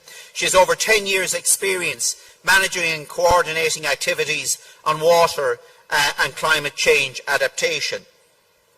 Amanda Luffin is the Chief Executive Officer of Human Right to Water. Amanda has huge experience in water, energy, sustainable development, and working on projects in Africa, Latin America and South America. Mr. Rafael Jimenez Albia is an environmental democracy advisor with the Westminster Foundation for Democracy and a former member of Global International. He has 12 years' experience supporting parliamentarians worldwide in environmental governance in Global International, a cross-party network of parliamentarians dedicated to improving governance for sustainable development. And Henrietta Freerman, who is the first Councillor of Environment, Climate Action, ICT, within the European Union delegation to Indonesia. She manages multiple EU programmes that support Indonesia's transition towards a greener and cleaner future, and has also a lot of knowledge regarding EU sustainable water management policy. So I just want to give each of them a round of applause and thank you for contributing today. So first I'm going to maybe ask Sonia Capel from the UN Water Convention maybe to address some of these issues that I've touched on in my outline area. So over to you, Sonia.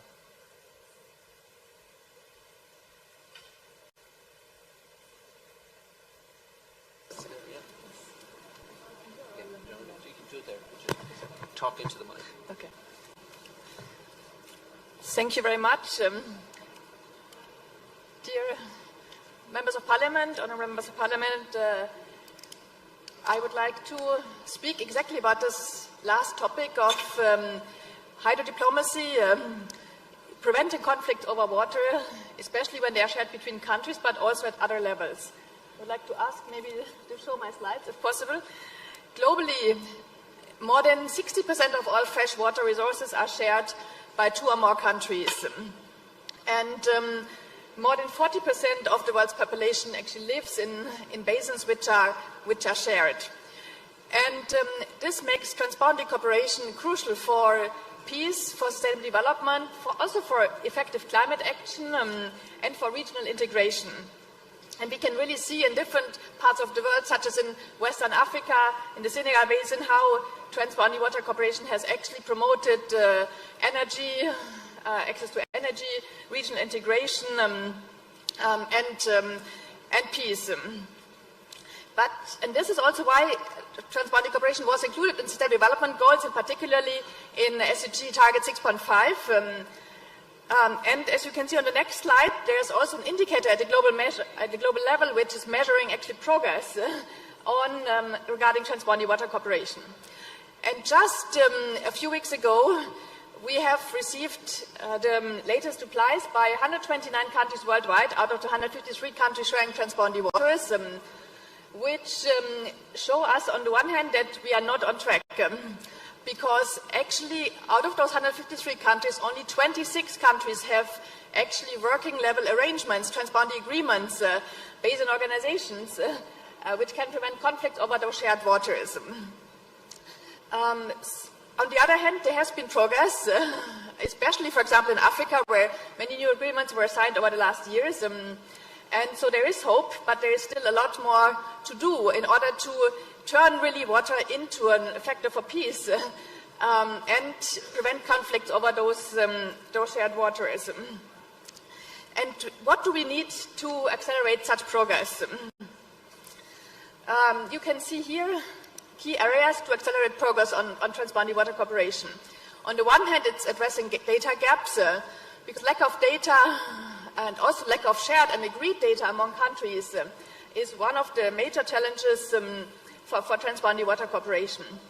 Secondly, we need to leverage and mobilize expertise and also bring together better the existing expertise by technical financial partners, including actually from your side, and that's why it's really a pleasure that you're showing interest in this topic. We need to increase capacity of the experts and also policymakers, including for negotiations, for example, and build political willingness. And here I believe parliamentarians really play an important role because we can see in a number of cases that political will is lacking. And we need to strengthen legal and institutional framework for cooperation, which are basically the cornerstones, the backbones, which provide the rules of the game, so to say, for countries to cooperate. And this includes exactly the United Nations Water Convention, so the UN Convention on the Protection and Use of Transboundary Watercourses and International Lakes. This convention, which I'm leading, is basically already more than 30 years old. It was signed in 1992 in Helsinki, and since then has turned into a global legal and intergovernmental framework for transboundary water cooperation. It is basically a platform where the countries come together to discuss the status and how to advance transboundary water cooperation. But it's also a living tool where countries are supported when they have problems, where countries are supported in different topics related to transboundary cooperation, such as how to adapt jointly to climate change, how to finance transboundary water cooperation, how to share data, and how to, for example, also manage water between competing demands from energy, from agriculture, and for ecosystems, for example. And the Water Convention was initially developed in the Pan-European region, but was then opened up to all UN member states. And since then, we have 11 countries which have joined from outside the Pan-European region, including 9 from Africa. The latest ones to join were, for example, Nigeria and the Gambia last year, and Namibia also, as well as Panama and Iraq. Currently, this has meant that the Water Convention currently has 52 parties, but more than 20 more in the process of joining, including 5 or 6 where the accession actually stands at parliamentary level. So we hope that you can also help to advance accession to this crucial global tool in those countries which are currently in the process, and even in those which have not yet started. And this is because the UN Secretary General himself is actually calling upon countries to join and implement the United Nations Water Convention, as you can see on the next slide, because it has proven to actually promote sustainable development and prevent conflicts.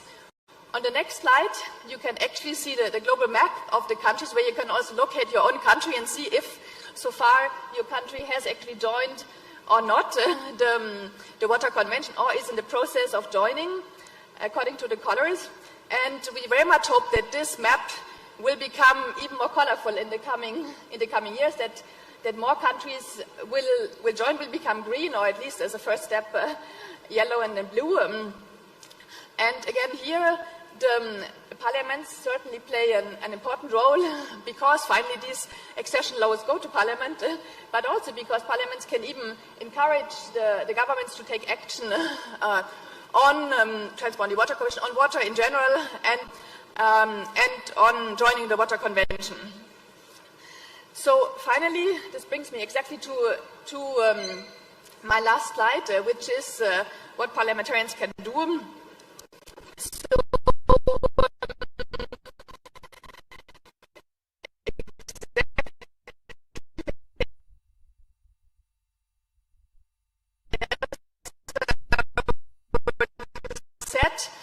to be two, I could give a discussion.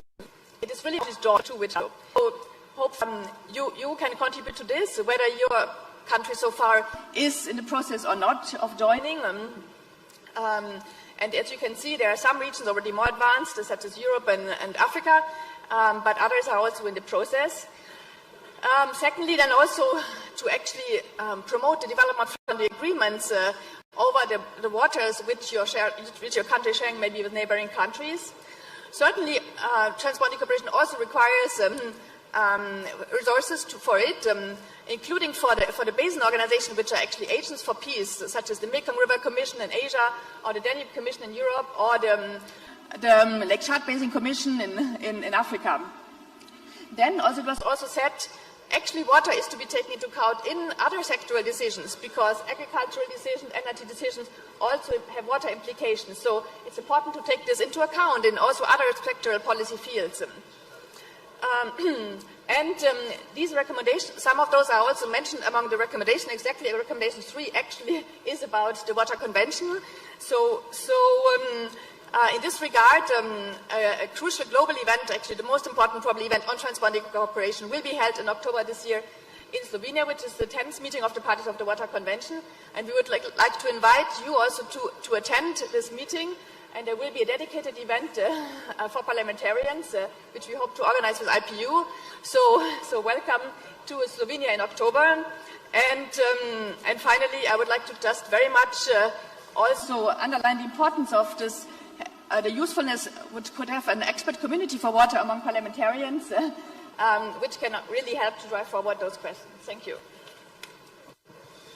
Thanks very much, Sonia. And now I'm going to ask Amanda Luffin from the Chief Executive Officer of Human Rights to Water. Amanda has been doing a lot of work with the Interparliamentary Union, particularly with the Committee on Middle East Questions. So over to you, Amanda. Thank you, Dennis. And if I could ask for my slides, please. The next slide, please. Okay, so personally, my mission is to improve access to water and sanitation for all people. It's the mission and vision of our NGO, Human Rights to Water, and my personal mission. So I'm always looking for opportunities to help that situation. And quite a few years ago now, it's further than I thought actually, 2016, I started working with IPU on the Middle East Committee on Water and Peace. And at that stage, we saw water as an opportunity for dialogue where there was maybe no other political discussions and an opportunity to create peace. And we involved at that time, well, it wasn't me, I was just part of the proceedings, but IPU involved CERN as part of the participants. And one of the points that CERN made was that their institution has neutral ground for holding meetings, like the Gorbachev-Reagan meeting many years ago, which was held in CERN. It's outside of the normal state legislature, so people feel safe to meet there. And they've also set up another similar location in Sesame in Jordan, where they see that as another place where scientists go to study and do research, and it's very neutral. So this was kind of like the foundation for the discussion. And then out of those meetings, the recommendation was that parliamentarians have a role to play to protect the human rights to water and sanitation through legislation and advocacy. And there was a need to build capacity in this area, and that process of building capacity in itself, discussing water and how we solve the problems of water, could itself create an opportunity for better water security. And so out of that was the nugget that was born that we should have a network of parliamentarians on water, where we bring parliamentarians together all over the world to build capacity, to discuss water security issues, and that process itself is part of the outcome of creating greater security. And one of the first tangible outputs of that process was the Science and Peace Schools. And as Dennis introduced, we held one last year in Vietnam. So next slide, please. The parliamentary meeting in Vietnam, it was set in a beautiful location in the ICISC Science Center, which was very like the CERN or the Sesame model, where I think they've replicated that ability for scientists from all over the world to come together to do research regardless of their nationality. And it also gives you a nice setting for diplomacy and discussions on water and peace. We did have discussions on water and diplomacy as part of this topic, and we discussed how the human rights-based approach can bring people together. It's not just an approach, it's an international human rights law that can be translated into legislation. And there are very well-established principles and framework legislations around that. So it makes it easy to track how you're doing as a country, to have a look at your national legislation and see if these have been introduced. Now, one of the recommendations was to monitor human rights indicators and to develop a tool for parliamentarians to use as a first step towards that. And just to introduce very briefly what we mean by human rights indicators, they differ from performance indicators because we're not just looking at the outcome, we're looking for the process of getting to the outcome. So your outcome might be, we want to create security for people, we want to have access to water and sanitation, we want to look after our environment. But actually the process of getting there, you need to have a structural framework, which is your legislation, and how those human rights being integrated into national law. You have to have process indicators, which are how is that legislation being given effect. So you're not just saying we have a law and then we ignore it. We actually need to show that that law has been given effect to. And how do you monitor that? And then thirdly, in the outcome, we're looking for the vulnerable people, because these are the ones that haven't got access to water and sanitation.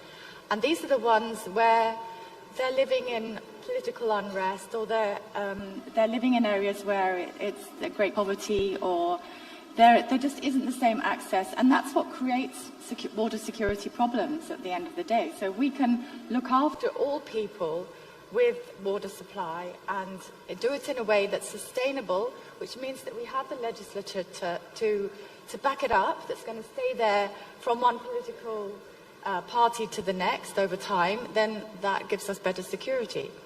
Next slide, please. Next slide. The human rights-based approach, very briefly, and I don't want to spend a lot of time on this because I'm conscious of time, but it includes the principles of non-discrimination, public participation, which needs to be meaningful, involving people at the community level and all vulnerable groups, access to information, which means project information, data, as Samia was saying, you need to have access to water quality, water volume data to be able to make the right decisions.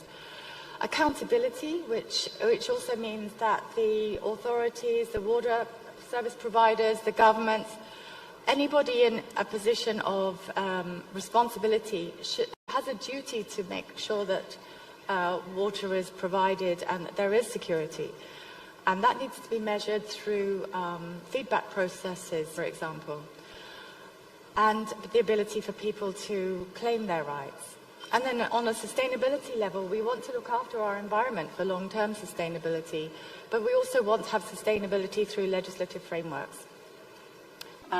So it's very relevant to the IWM programs that you're developing in your countries, to transboundary management, and these principles of being engaged and giving everybody an opportunity to participate is the only way forward to enable everyone to have access to water.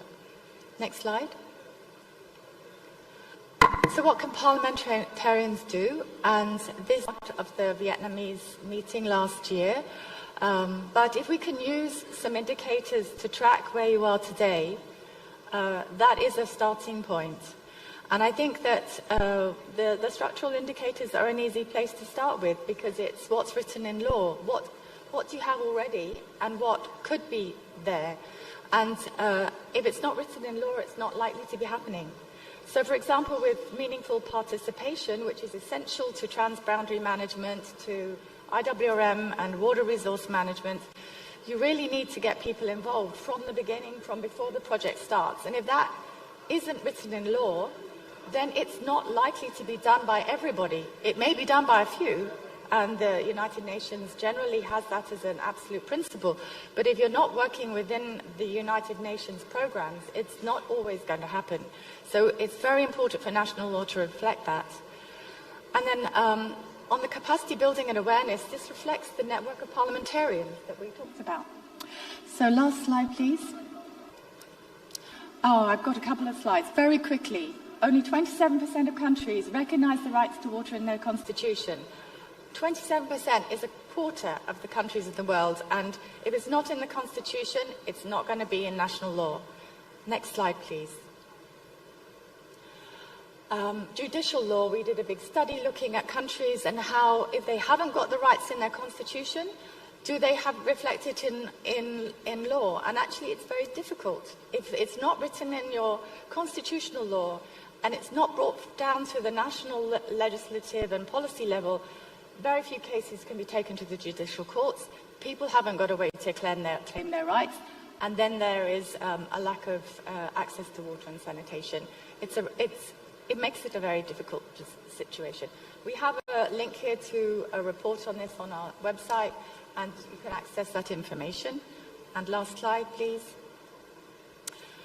So recommendations, start mapping high-level structural indicators. Have a look at what you've got today. We can provide you with a very systematic methodology for doing that. If you look at our website, we've done a lot of mapping of different countries.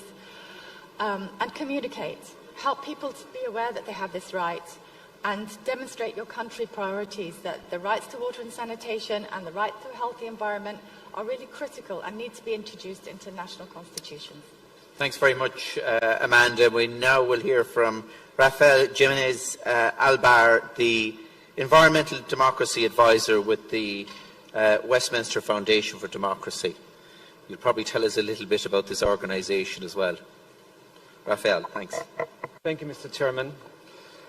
Well, I'd like to focus my answer on the question of what parliamentarians can do to strengthen transboundary water cooperation. And as regards the response to the recommendations, the school's recommendations adopted in Vietnam, maybe if I have time at the end, I would like to respond to those as well. So the list of actions that parliamentarians can take to strengthen transboundary water cooperation through legislative, diplomatic and advocacy efforts is extensive. I will not come as a surprise to you as parliamentarians in the audience. Some have been mentioned, but I would like to map them out a bit more thoroughly. So as regards legislative action, parliamentarians can push indeed for the ratification and the implementation of global water treaties and agreements like the UN Water Courses Convention, which has been enforced for a decade, and the UNECE Water Convention. They can ensure that domestic legislation aligns with international commitments, and then that is you can develop and pass laws on integrated water resources management that emphasize sustainable use, equitable distribution, and environmental protections, as well as transboundary water cooperation. And you can work to harmonize national water laws and policies with neighboring countries to create a cohesive approach for transboundary water management.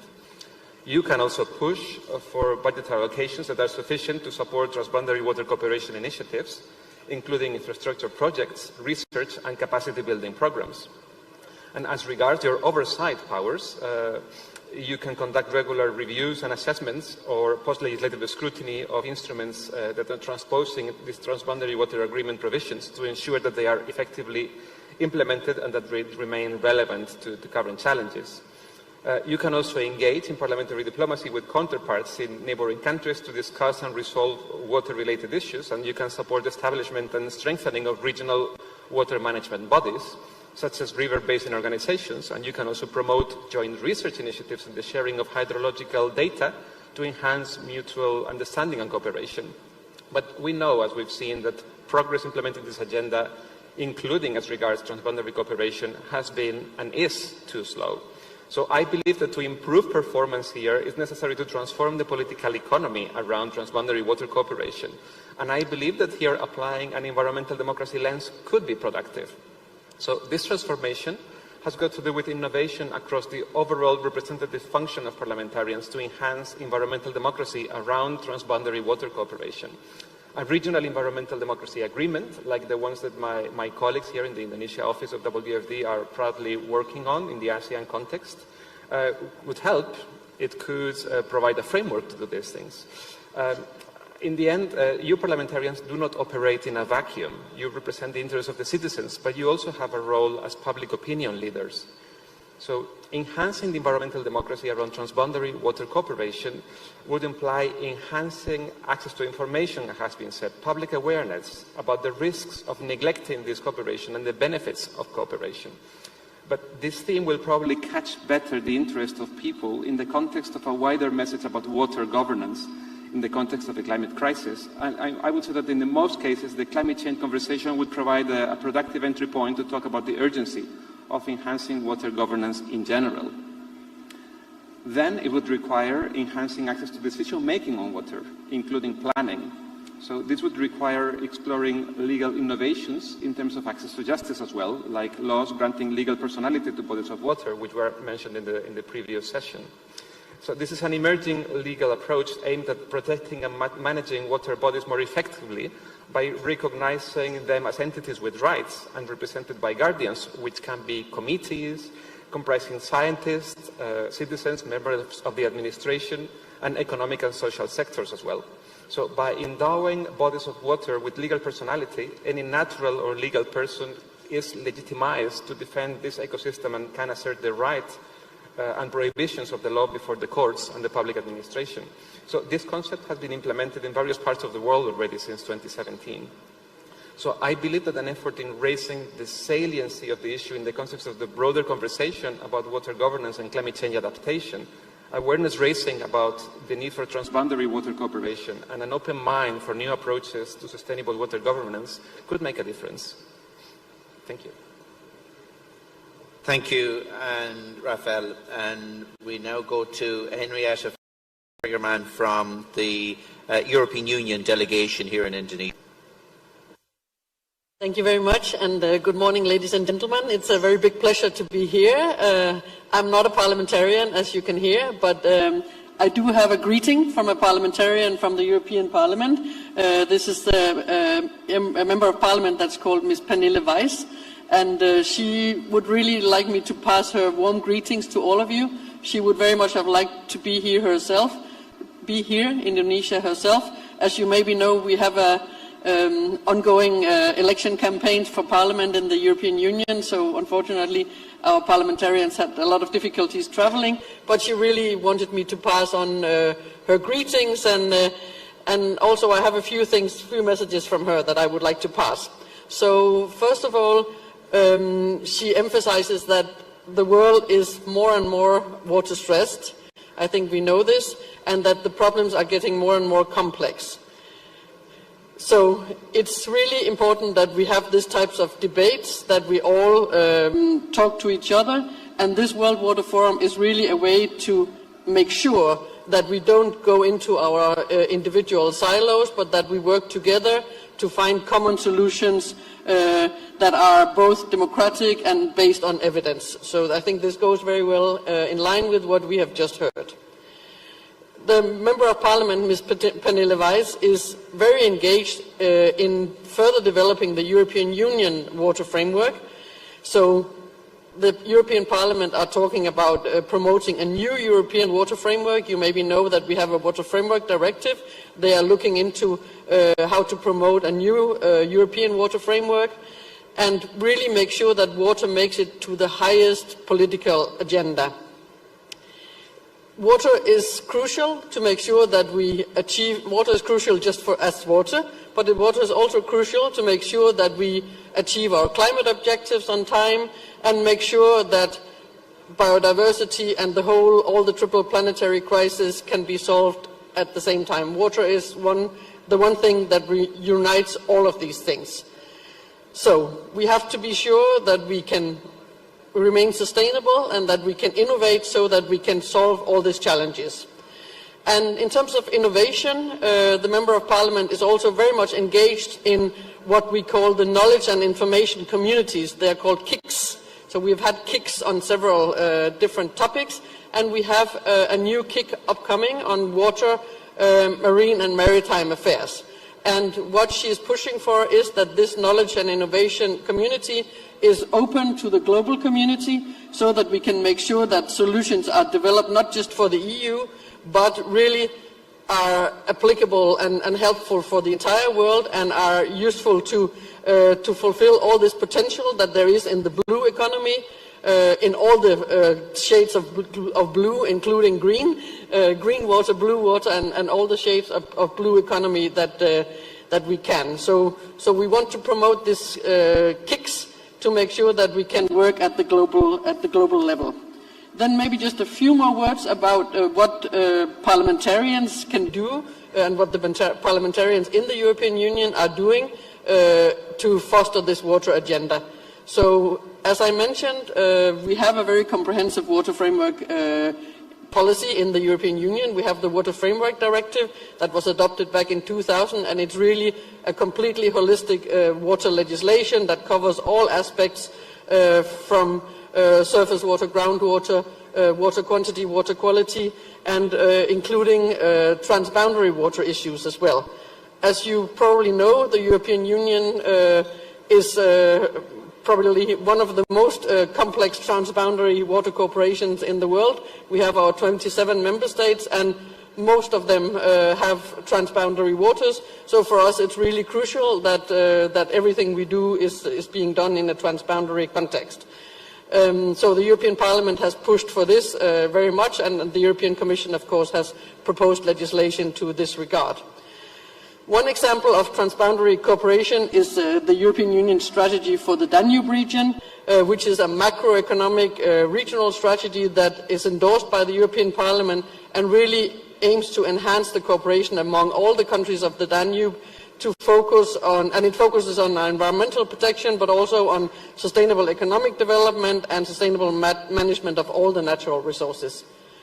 We also have the European Water Initiative, which promotes sustainable water management policies and practices in neighboring countries, so our neighbors around the Union, and also globally, and try to foster cooperation on transboundary water management. We have a lot of funding and support programs.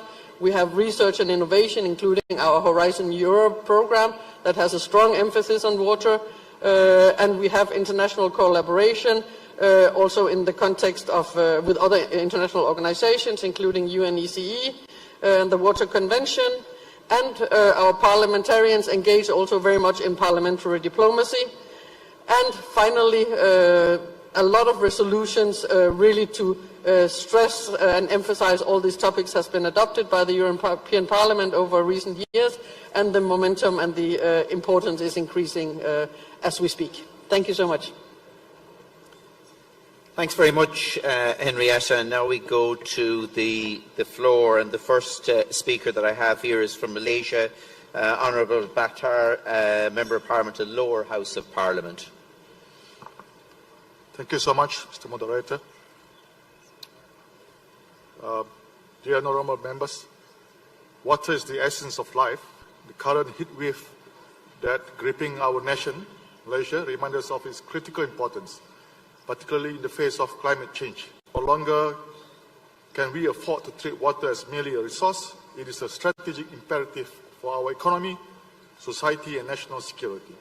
Malaysia has one of the most organized water infrastructures in Southeast Asia, and it has made significant progress in providing access to clean water and sanitation to its population. However, the Malaysian water industry is not without its challenges. Foremost among these challenges is ensuring continuous and adequate supply of water, particularly in drought-stricken regions. This water-stressed area experience heightened pressure on existing water resources, posing significant challenges to water supply reliability for domestic agriculture and industrial needs. At the same time, the intense rainfall and flooding events pose risk to water infrastructure, disrupting supply chains and compromising water quality. And these challenges underscore the urgent need for climate-resilient water management strategies. Another looming issue is water pollution, driven by various factors including industrial discharge, agricultural runoff, and inadequate wastewater management system. Contaminated water source not only compromise our human health, but also threaten aquatic ecosystem, biodiversity, and food security. Amidst these challenges, ensuring universal access to clean water remains a paramount goal for the Government of Malaysia through our Ministry of Energy Transition and Water Transformation, PETRA, and disparities in access persist, particularly in rural and marginalized communities, underscoring the need for equitable and inclusive water management policies and infrastructure development initiative. As of 2023, urban and rural water supply access coverage were 97.1% respectively. Meanwhile, sewerage service covered 84.4% of the main cities. Our target by end of 2025 is to achieve 98% coverage of clean water and sewerage coverage in rural areas. This initiative aligns with the Malaysia Madani primary objective of enhancing the well-being of its people while supporting the sixth goal of Sustainable Development Goal, SDG 6, ensuring access to sustainable water management and sanitation for all. Thank you. Thank you for your attention. Thank you. Next is Thailand, and after that we will have Bahrain. So Thailand is next. May I first of all thank Kun Dennis Norton, our moderator, and all panelists for all the information that you provided us. As we are discussing the water diplomacy, so I will not focus only is SDG 6, clean water and sanitation, but also goal number 10, which is peace, justice, and strong institutions, as well as the goal number 11, partnerships for the goals. Of course, allow me to touch upon two issues of concern in this region. First is South China Sea, and the second one is Mekong River basin water management. The first one, of course, the South China Sea is currently facing challenges of increasingly tensed geopolitics, military competition, and rivalry. It also involves freedom of navigation and maritime environmental protection.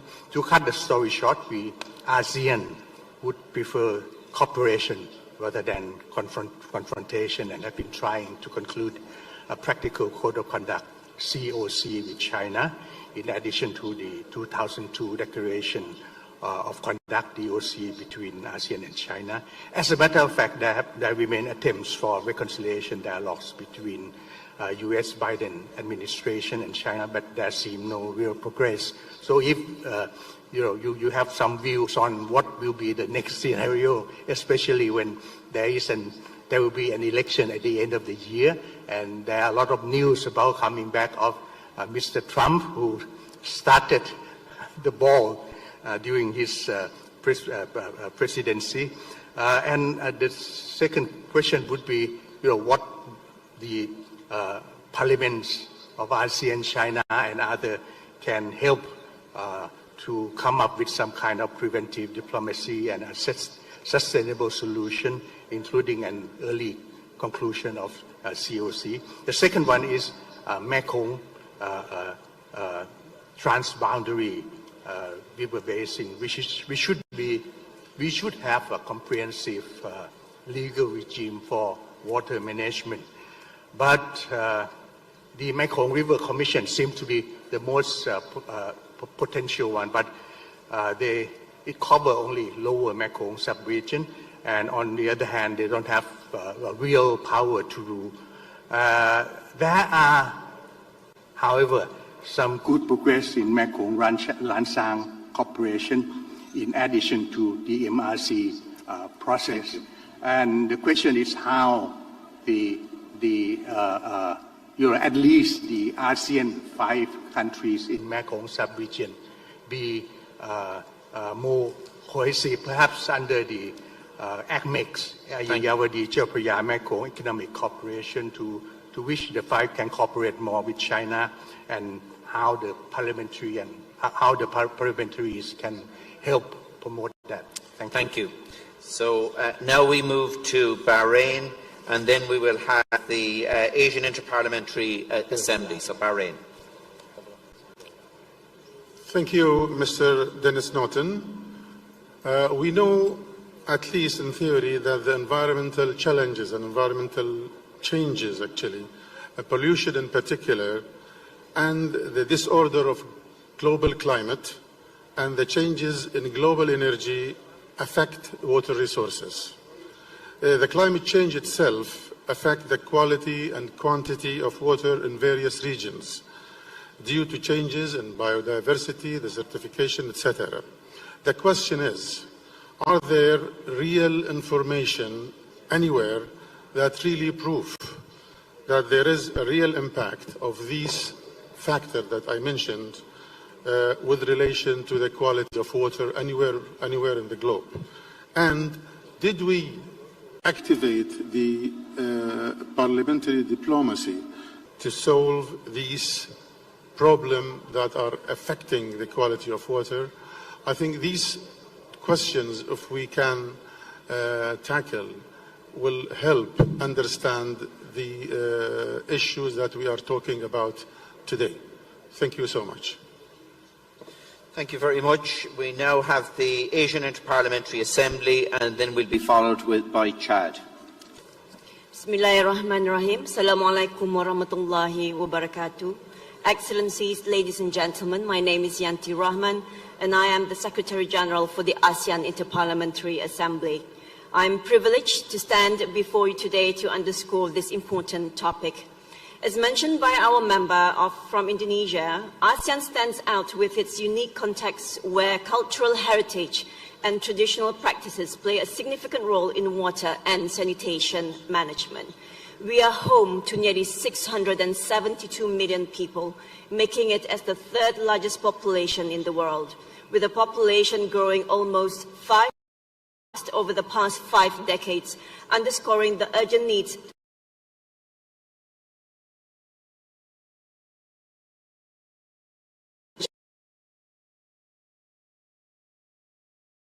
have established a working group on water resources management to enhance regional cooperation on freshwater management in the region. Additionally, a digital platform has also been developed to monitor and assess the progress and achievement of integrated water resources management across the ASEAN states. Now, building on this momentum, last year, the ASEAN Interparliamentary Assembly has adopted a resolution on promoting innovation, transfer, application, and development of science and technology for sustainable growth and development. And this underscores the strong commitment from ASEAN member parliaments to foster application, facilitate joint research, and increase investment in science and technology.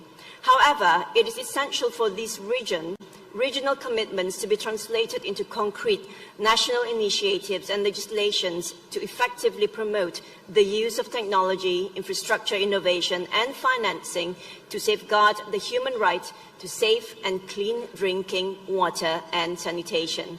And as legislators, we are responsible for ensuring that water resources are managed sustainably and equitably for future generations. And by enacting laws and policies, establishing legal frameworks, and fostering international cooperation, legislative bodies play a crucial role in promoting water diplomacy and using science for peace. Now, let us reaffirm our commitment to safeguarding global water resources by working together to strengthen legislative frameworks, promote scientific research and innovation, and mobilize resources. We can enhance cooperation and ensure the sustainable management of water for the benefit of all. Thank you so much. Thank you very much. We now move to Chad, and then we have Iceland.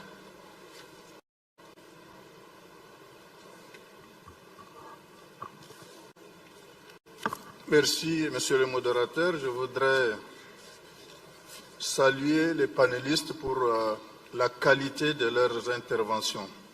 Je dirais que l'eau fait aujourd'hui partie et donc de convoitises, de compétitions, mais aussi de conflits. Et ceci est très important, il faut le relever. Certes, grâce aux innovations technologiques et à l'intelligence artificielle, le monde a la capacité aujourd'hui de rationaliser la gestion de l'eau pour éviter le gaspillage. Cependant, les réalités actuelles prouvent que la guerre de l'eau n'est plus une vue de l'esprit, mais c'est quelque chose de fort probable dans certains pays où l'offre n'arrive pas à satisfaire la demande. C'est pourquoi je voudrais poser quelques questions, puisque nous sommes dans le cadre de la diplomatie. Dans un tel contexte, est-ce que la diplomatie préventive pourrait empêcher les conflits liés à l'eau au niveau micro, au niveau méso, mais aussi au niveau macro, c'est-à-dire au niveau des États? Deuxième question, la plupart des pays africains ont des institutions, je dirais, faibles et manquent de ressources. Dans un tel contexte, est-il possible pour ces pays d'éviter des conflits liés à l'accès et au contrôle de l'eau? Troisième question, la diplomatie préventive suppose l'existence d'un système d'alerte précoce.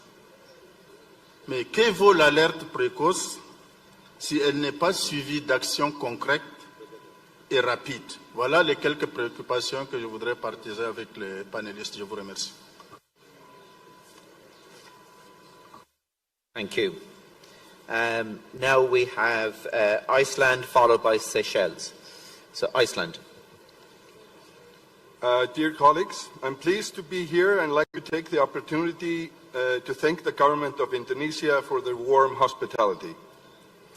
As we convene to address the pressing issues facing our global community, it is imperative that we turn our attention to one of the most fundamental necessities of life. Iceland wants to emphasize water. While some may view water scarcity as a distant concern, the reality is that, in fact, every corner of our planet is transcending borders and boundaries by water necessity. Today, we find ourselves in a critical juncture where the sustainable management of water resources must take precedence It's not merely a matter of ensuring access to safe drinking water, but rather a question of safeguarding the very foundation of our ecosystems and economies. We acknowledge with concern the absence of presentation for certain countries here at this gathering, perhaps indicating a perception that water crisis is not a priority within their borders. However, we must emphasize that the ramifications of water scarcity extend far beyond individual nations, and they are felt globally, on a global scale, impacting livelihoods, health, and environmental sustainability. Therefore, we call upon all nations to recognize the urgency of investing in research, infrastructure, and policies that promote water sustainability. This includes not only ensuring access to safe drinking water, but also addressing the broader issues of sanitation, pollution, and resource management.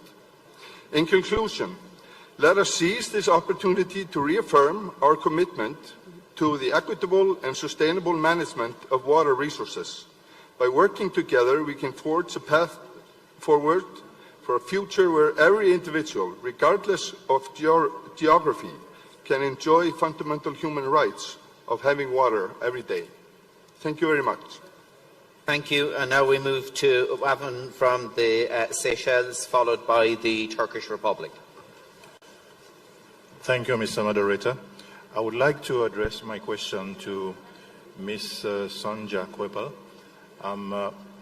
In terms of the activities of Ecocide and geoengineering, do you feel that there is emphasis now at the UN level to deal with the data collection?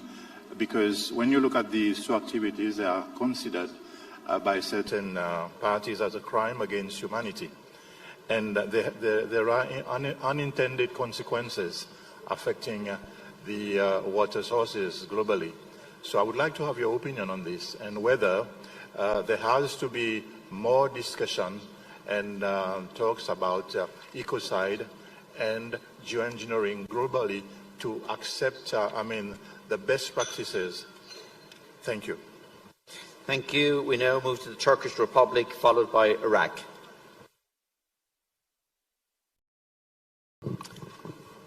Thank you. Dear Chair, first I would like to extend my sincere thanks to this huge organization and wish my condolences for Iranian President's tragic death. The world's supply of fresh water is not evenly distributed and often not appropriately managed. While many countries are already facing increasing scarcity of fresh water, by 2025, 1.8 billion people will be living in countries with absolute water scarcity. So we need more tangible steps to assess how we can contribute to advance this progress. First, we should evaluate water as an opportunity for cooperation and development rather than as a source of conflict. Second, we should keep in mind that unsustainable use of water may have a potential to fuel existing disagreements. Lasting solution to transboundary water issues can be reached through confidence building measures and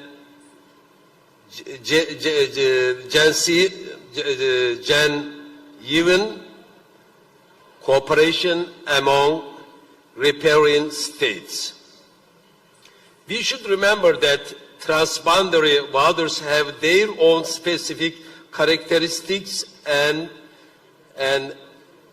peculiarities Therefore, one-size-fits-all approach does not work. Facilitating and encouraging efforts should not turn into imposition of framework or mechanisms by third parties. Such interventions might favor a specific recipe which may prove inappropriate for a solution in a given basin. Thank you. Consequently, I would like to take your kind attention again to the people in Gaza having no access to even a dirty water. They are drinking rainwater for surviving. Thanks for your attention. Thank you. Now we move to Iraq and then China. Dear friends, it is a great pleasure to share our practice on strengthening legislation, international cooperation, and scientific and technology innovation to promote the sustainable development of water resources. First, the National People's Congress of China attaches great importance to water resources. Sorry, Iraq without interruption, please. Sorry, proceed, Iraq.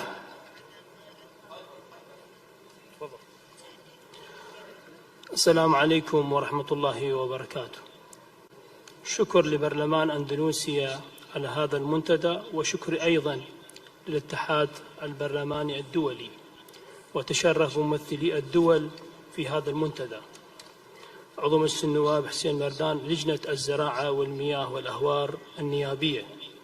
يعاني العراق من ظلم كبير مع الدول المجاورة، خصوصا منابع المياه، ومن هذه البلدان هي تركيا، حيث نسبة كمية المياه من أراضي تركيا 85% تدخل إلى العراق. وبدأت تركيا تستخدم سياسة بناء السدود، حيث وصلت إلى الآن 21 سدا، وجميعها على منابع المياه، وهذا سبب أضرارا كبيرة على العراق. وتم أيضا جفاف الأهوار وهجرة أهالي القرى إلى المدن. علما اتفاقية الدول المتشاطئة والأنهار العابرة للحدود تم انضمام العراق سنة 2023، وأيضا أدعو تركيا للانضمام إلى هذه الاتفاقية لتقاسم الضرر. وأتمنى من برلمانات العالم الاهتمام بهذا الملف وتشريع قانون لحماية هذه البلدان المتضررة. وأيضا أدعو حقوق الإنسان المشاركة في هذا الملف وفرض عقوبات على الدول التي تستخدم المياه هو السلاح السياسي لكسب مصالح دولتها على حساب الشعوب الأخرى. شكرا لكم جميعا. Thank you. Now we have China followed by India.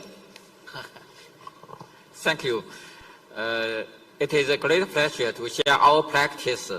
First, the National People's Congress of China attaches great importance to water resource legislation. At present, China has formed a relatively comprehensive water law system with 6 laws, include water resources law, flood control law, water and soil conservation law, water pollution prevention and control law, Yangtze River protection law, and Yellow River protection law.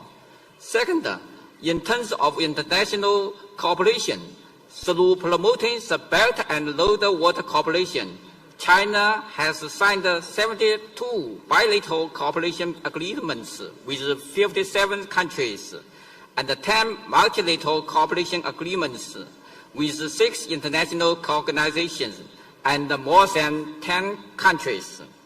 Take the Mekong River as an example.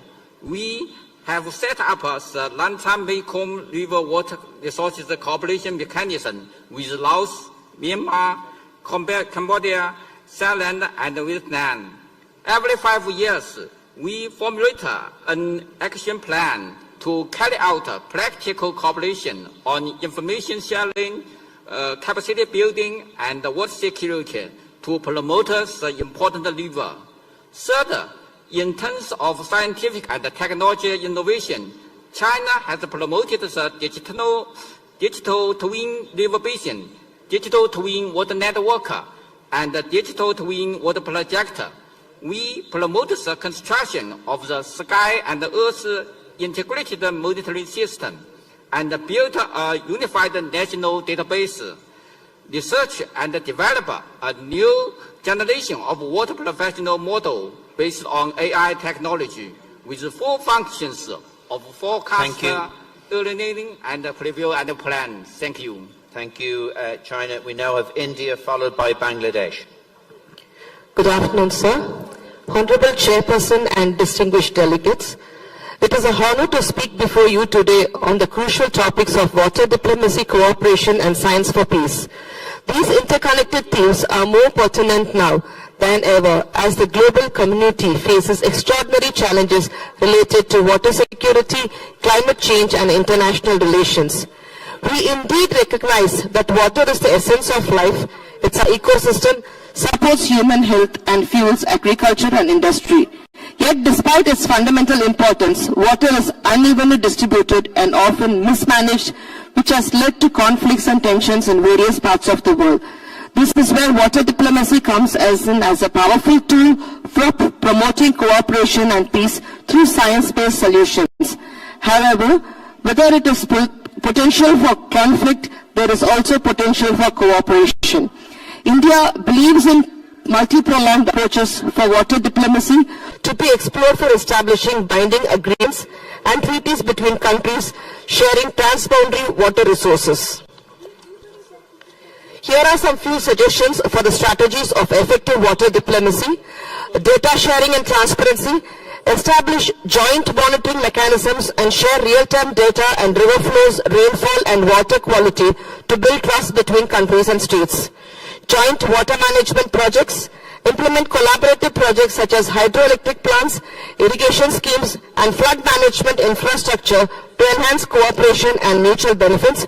Stakeholder involvement, involve local communities, farmers, and other stakeholders in decision making to ensure that agreements are inclusive and address the needs for those directly affected by water policies. Climate change adaptation, develop joint strategies for climate resilience such as drought and flood management plans to help countries and states adapt to changing water availability due to climate change. Thank you. Legal and institutional forums, strengthen the existing legal frameworks and institutions to handle water disputes more efficiently and transparently.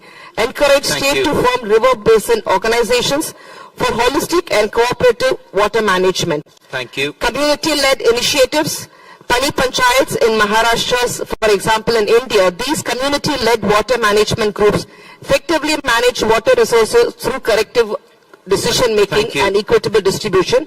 And Chennai water crisis response, implementing measures like rainwater harvesting, desalination, and wastewater reuse to improve water security. To conclude, sir, water diplomacy in India is essentially for managing its vast and varied water resources, both internationally and domestically. By fostering cooperation, building trust through data sharing, and involving all stakeholders, India can address its water challenges more effectively, balancing development needs, environmental sustainability, and addressing climate change impacts are key to the successful water diplomacy. Thank you, sir. Thank you, India. If we could try and keep to time, because we have a number of speakers here, we'd like to get the panel in.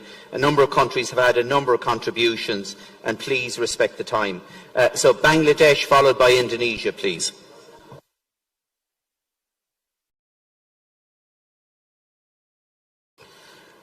Bismillahirrahmanirrahim. Honorable Chair, Honorable Members of Parliament, distinguished guests, ladies and gentlemen. Assalamu alaikum and very good afternoon. It is a great privilege for me to address you all in the parliamentary meeting on the occasion of the 10th World Water Forum here in Bali, Indonesia. Water diplomacy plays crucial roles in promoting peace and stability, particularly in regions where water resources are shared among multiple countries. Water diplomacy involves negotiations, dialogue, and diplomatic engagement to reach agreements on water allocation, usage, and management that benefit all parties' involvement. By employing diplomatic channels, countries can prevent conflicts and build trust through collaborative water governance framework. In this regard, the Parliamentary Friendship Group may play a vital role. Concerned countries can address common water challenges, optimize water use efficiency, and promote regional stability and development. They can cooperate each other to bilateral, multilateral agreements, joint management institution, data sharing mechanism, and joint infrastructural development projects. 92% water resources of Bangladesh are external, entering Bangladesh via transboundary waters. Therefore, it is wise to agree to equitable sharing for the transboundary water resources among the common rivers states. Excellencies, Bangladesh government, under the visionary leadership of Honorable Prime Minister Sheikh Hasina, the mother of humanity, has invested in climate resilient infrastructure for water management. On top of that, thank you, Bangladesh. Thank you very much. much. Joy Bangla, Joy Bangabandhu. Thank you. We now have Indonesia, followed by a brief intervention from Morocco.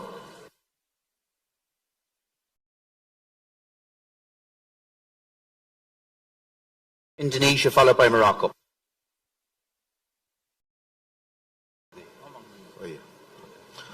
Assalamualaikum warahmatullahi wabarakatuh.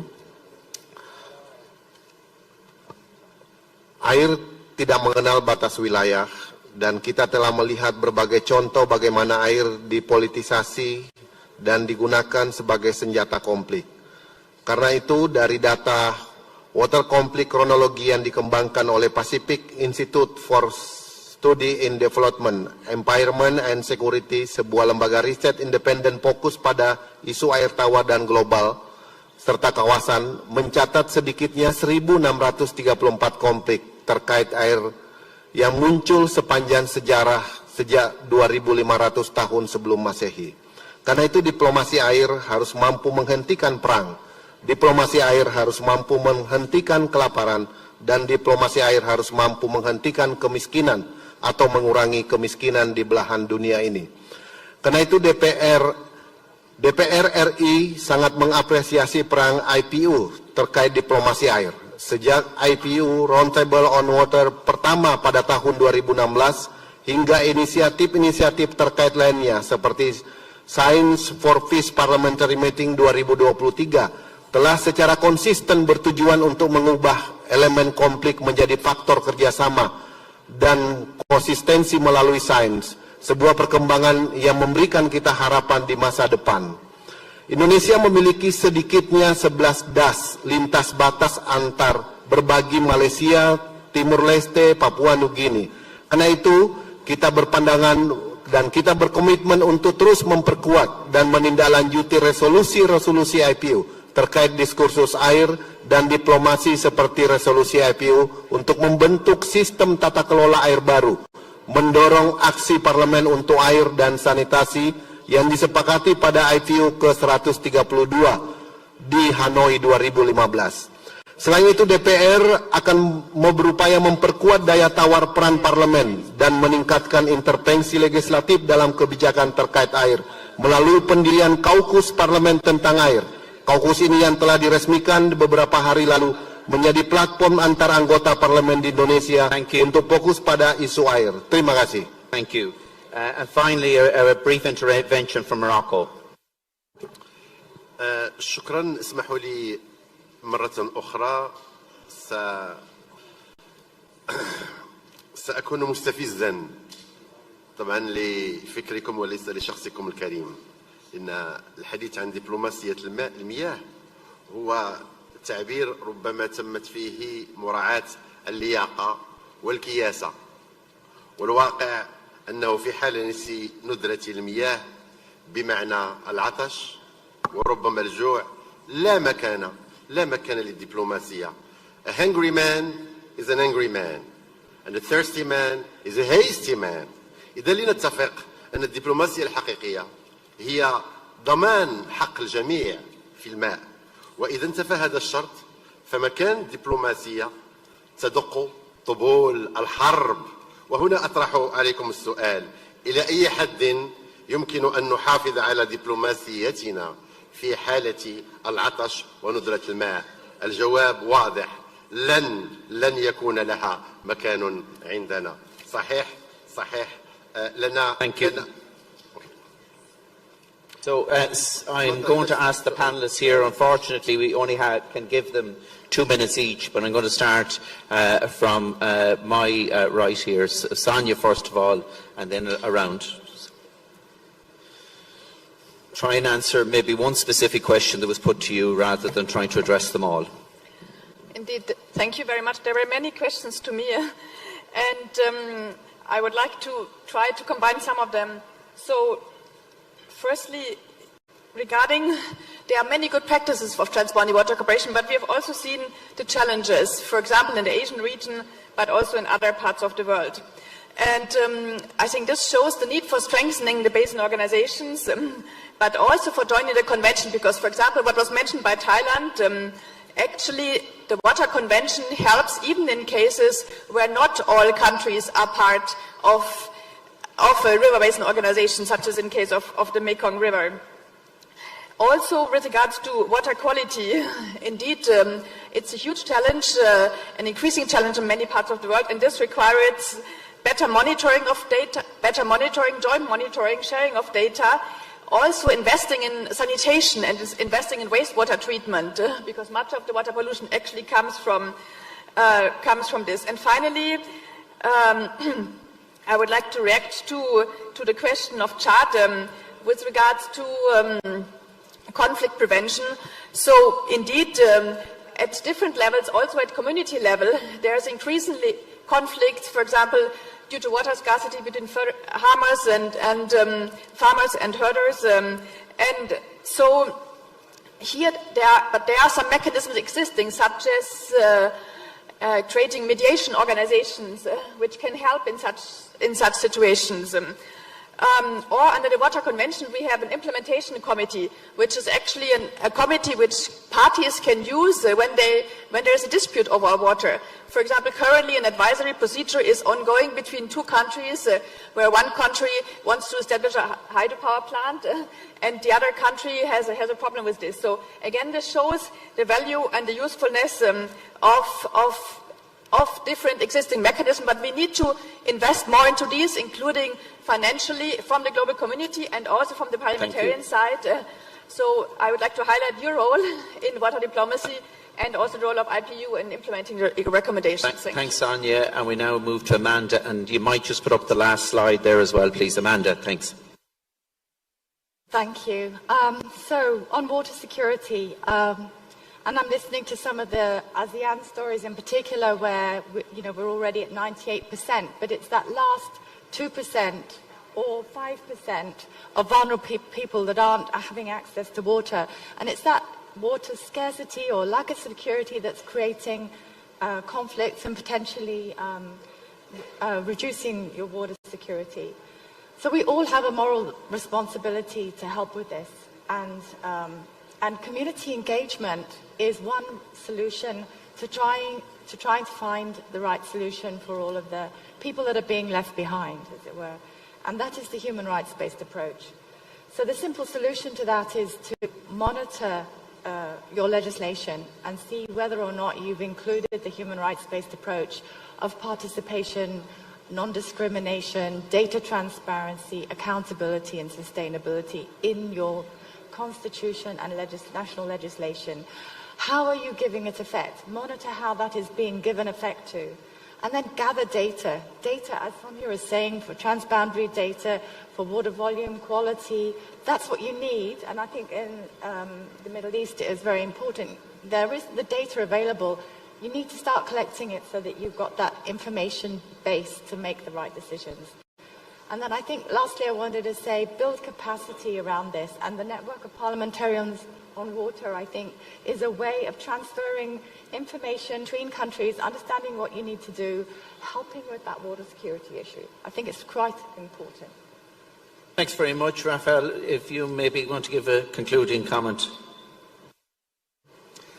Thank you very much. Well, it's hard to provide a response to such a diverse range of views and reports from countries, but as an observer of this vibrant round of statements and contributions from you, I think that the response that best encapsulates my thinking would, in a way, also serve to respond to one of the questions of the session, which as to the role of the IPUs, like should the IPU consider developing new toolkits or products as guidelines to provide parliamentarians with assistance to support this water activism and water diplomacy efforts more effectively? And I think that the answer is definitely yes.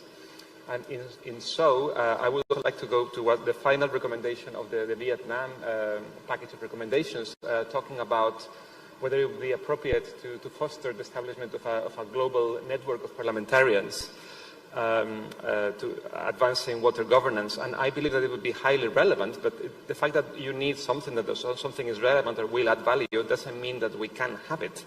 It's notoriously difficult to institutionalize a parliamentary community of activists around the world. So for as long as this doesn't happen, I would certainly encourage the APU to step in and provide a basis for a structured ongoing dialogue, including water governance at its heart. And coming back to the question of our Moroccan representative, as to the likelihood that parliamentary diplomacy can go very far, well, I would say that there are a couple of preconditions. Diplomacy in general is predicated on the assumption there is the will to come to an agreement. So in the absence of this, I understand that there is a limitation. But if we understand parliamentary diplomacy more comprehensively, as in terms of political representation within your country, I believe that what can make a difference to establish a diplomatic agreement with a hungry, a thirsty person is to revolutionize the way in which decision-making is taken. So I think that the answer to this question, to make parliamentary diplomacy effective, is more inclusion, meaningful participation in the decisions around water. That can help parliamentarians leverage on popular knowledge and understanding and build consensus about the sort of water management and planning that you need. Thanks very much. And Henrietta, do you have a concluding remark? Thank you very much. I will try to be very brief. I think it's very clear from this session that there is a lot of need for collaboration, for science, innovation, new technologies to solve all these immense water challenges. I think it's also very clear that water is an excellent tool for peace, for prosperity, for stability. And in the European Parliament there has been a number of resolutions. I'm sure you can access them. I will not read them out now in the interest of time. But I think that it's really very encouraging to see how we jointly can come together to really see water as part of the solution for global peace, prosperity and solidarity. Thank you very much. Thanks very much, Henrietta. If we could just put that slide up again there on the screen. So I think one of the consistent messages that has come from the panel here is the access to data, the access to evidence and science. And Madam Speaker addressed this issue yesterday in her contribution. So the IPU Working Group on Science and Technology, if we can put the QR code up there please, are trying to do a survey of members of Parliament. We're asking members of Parliament around the world to complete a 7-minute survey on their views and perspectives on science and knowledge and where it's meeting that. So this survey should be up on the screen there. It's in 4 different languages, in English, French, Arabic and Spanish. Please complete the survey.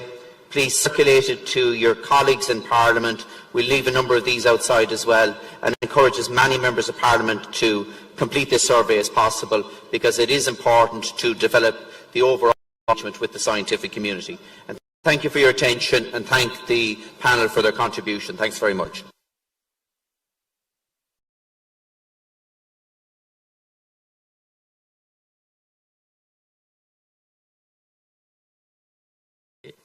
Ladies and gentlemen, I'm very honored to be here. Actually, I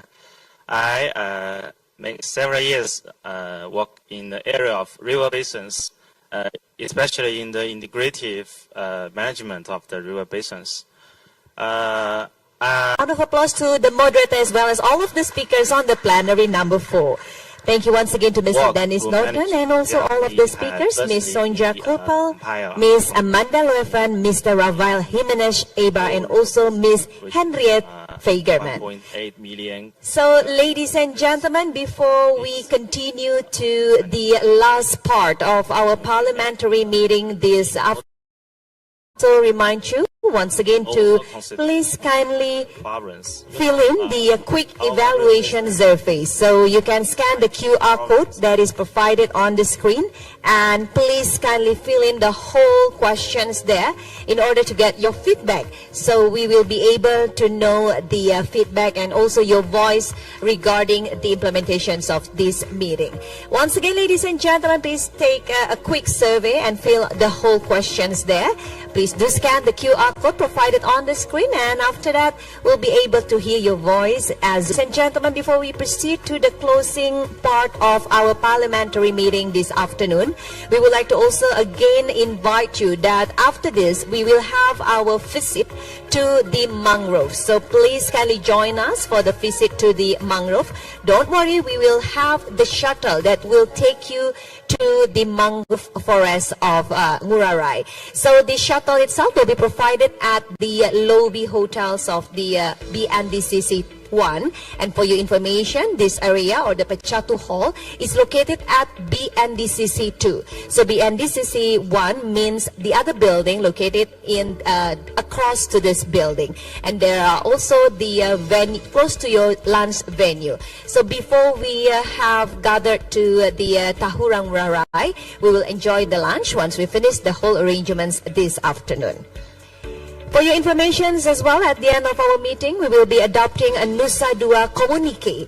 So the document itself will provide you a summary of our deliberations, and we will have the member of the Indonesian Parliamentary that will take the notes and will share with you regarding the information. So you can access it through the QR code for the Nusa Dua communique.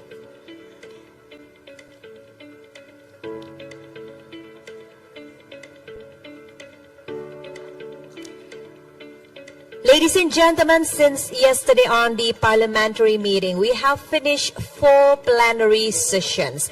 And from plenary 1, 2, 3, and 4, which has its own specific and its own characteristics on the theme being discussed. Now it's time for us to wrap up the whole results of our discussions during each plenaries.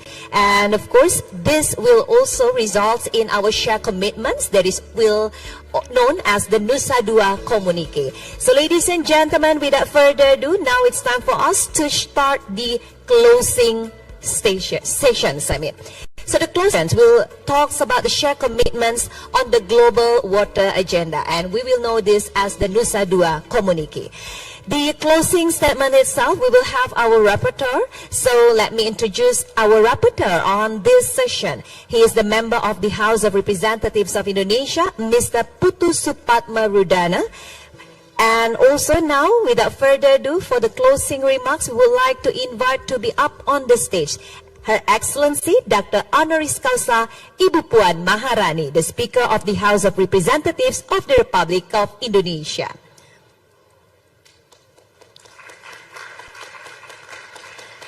We would like to also invite Mr. Eric Tarder, the Vice President of the World Water Council, and also the member of the IPU Executive Committee representing the IPU President, Dr. Fadli Zon.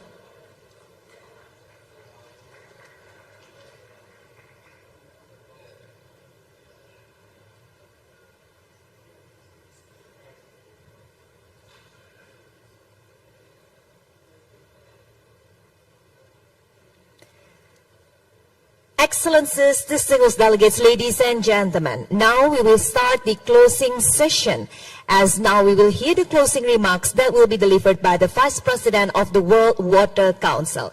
To Mr. Eric Tarder, the time is yours.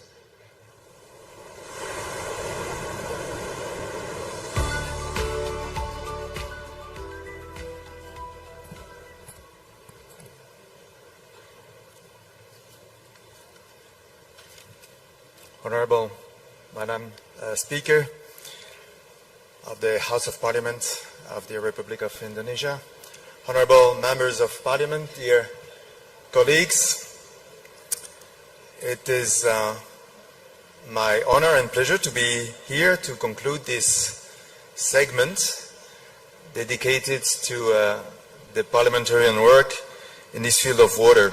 This segment exists, in fact, since the Forum of Mexico in 2006. So this is really a long-standing commitment, 18 years now, so this is the age for majority in many countries, the age of maturity.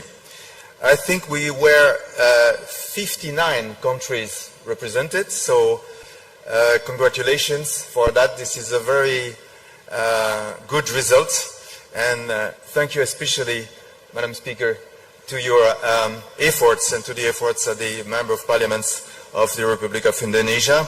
I've heard about the rich experiences that have been presented and shared, so congratulations and thank you for the quality of this meeting. I would like to add only two main remarks to the work that you've been doing since, for the different sessions since yesterday. The first one is obvious, but I think this is really one of the core added values for you, members of parliament, in your parliamentarian work. This is this issue of more coherence between the different public policies. Water and agriculture, water and urban design and development, water and economic development, of course, water and health. Since you are, as you work in every day, in charge of all these policies, all these regulation-making processes, I think that there is a specific need for more coherence and for everyday attention in the integration of water into all the sectorial policies.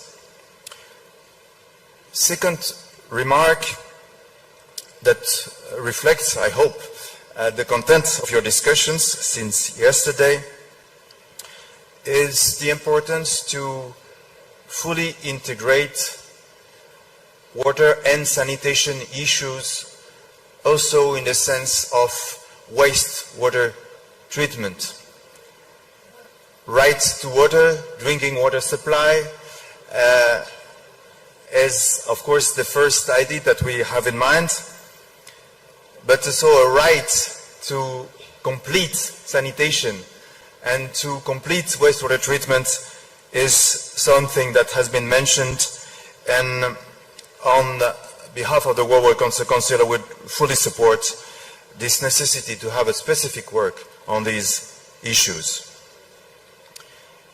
And then one very key aspect of your discussions, I think, is this consensus about the necessity to reinforce cooperation. Cooperation inside your national parliaments about water. And this idea of water caucus inside the different national parliaments is, of course, something very important if we want to put more emphasis on water-related issues, but also if we want to have more integrated approaches and more coherence into all the public policies that address different aspects of water services or water resources management. President Fauchon yesterday also mentioned this idea of a water help desk, meaning a platform, a global platform that might be able to support your parliamentarian work and to accelerate the exchanges between the different countries. I think many of you, if not all, have expressed the need for new dynamics in this international cooperation. So probably this is a nice moment to think of the next steps in terms of international cooperation between members of parliament all over the world. You know, as Secretary General of INBO, the International Network of Basin Organizations, in my other life, I would fully support this idea of bridging all the skills and the problems between the different countries, and this idea of an international network of members of parliament interested in water, I think is one of the potential conclusions, at least one of the perspectives that I would encourage you to work about. And obviously, IPU could be a key supporter, a key facilitator of such a network. And on the side of the World Water Council, you can count on our full support in this perspective. So, to conclude these few words, I would like to again congratulate all of you, and especially our colleagues from Indonesia, for the great success of this work, and to express our wish, our trust that this is only another step in a very fruitful and very ambitious perspective in the parliamentarian work for water, both at the national levels that you are representing today, but also in terms of international cooperation. I can confirm the full support of the World Water Council to your work, and we are ready to continue this work with you in the coming years and in the coming forums. Thank you for your attention. Thank you so much to Mr. Eric Tardy, the Vice President of the World Water Council. And now, ladies and gentlemen, we will now hear the shared commitments on the global water agenda that will be delivered by our rapporteur. Ladies and gentlemen, please welcome Mr. Putus Padma Rudana.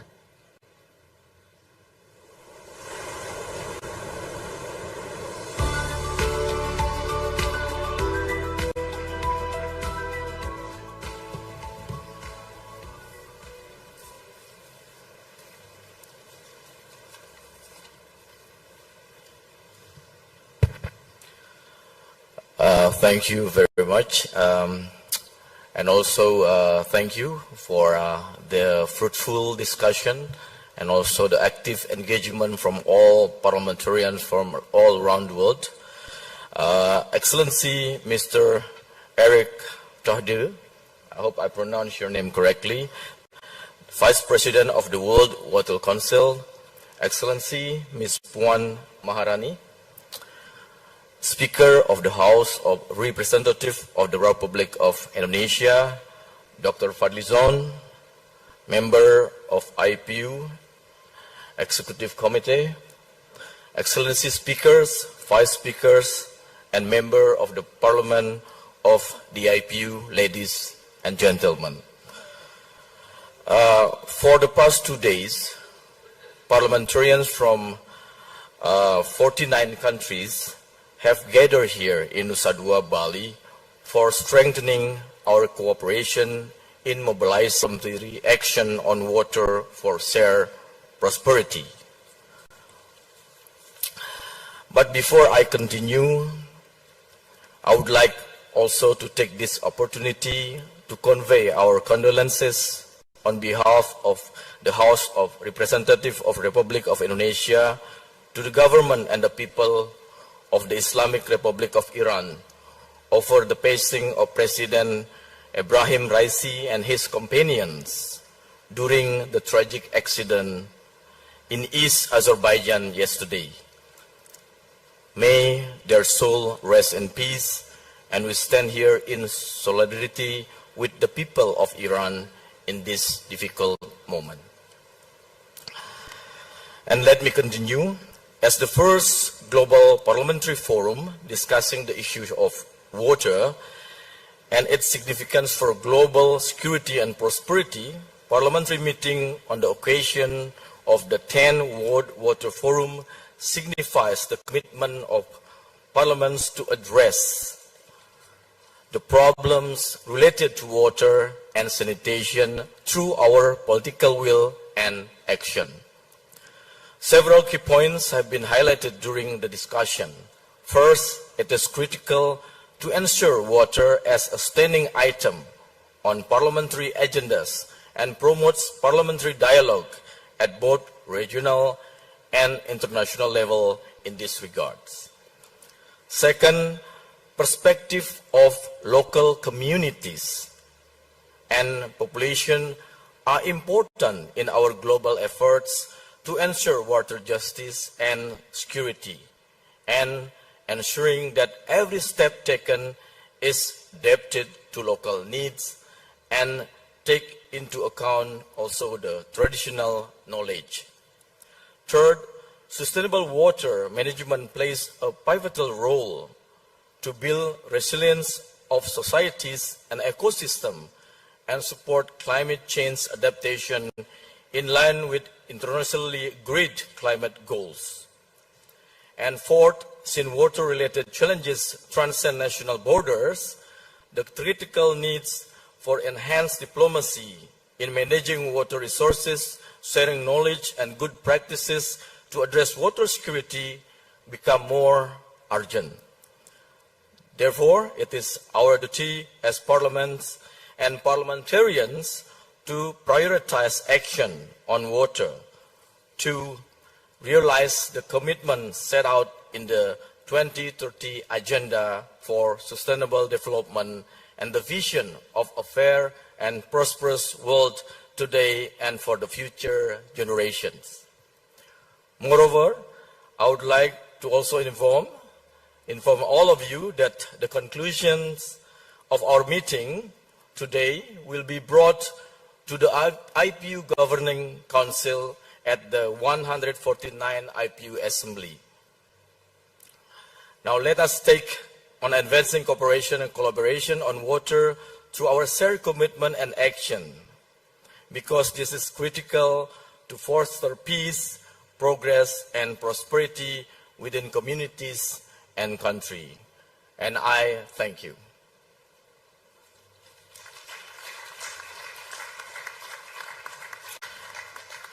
And of course, we all do agree with this Nusa Dua communique, and our secretariat has worked so hard also, and then hopefully we all have a commitment to the future, and for sure commitment from Parliament is paramount important to also support in our role as a legislator to create a law, and hopefully in the future we can also support water security and of course water for all. I thank you very much.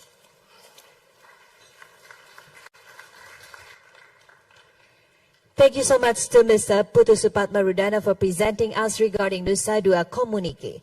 And now, ladies and gentlemen, let us now continue by also remembering our togetherness during this parliamentary meeting. To commemorate all of our shared vision, mission, and also all of the moments during parliamentary meeting, now we would like to present to you a video regarding our meeting. Please enjoy.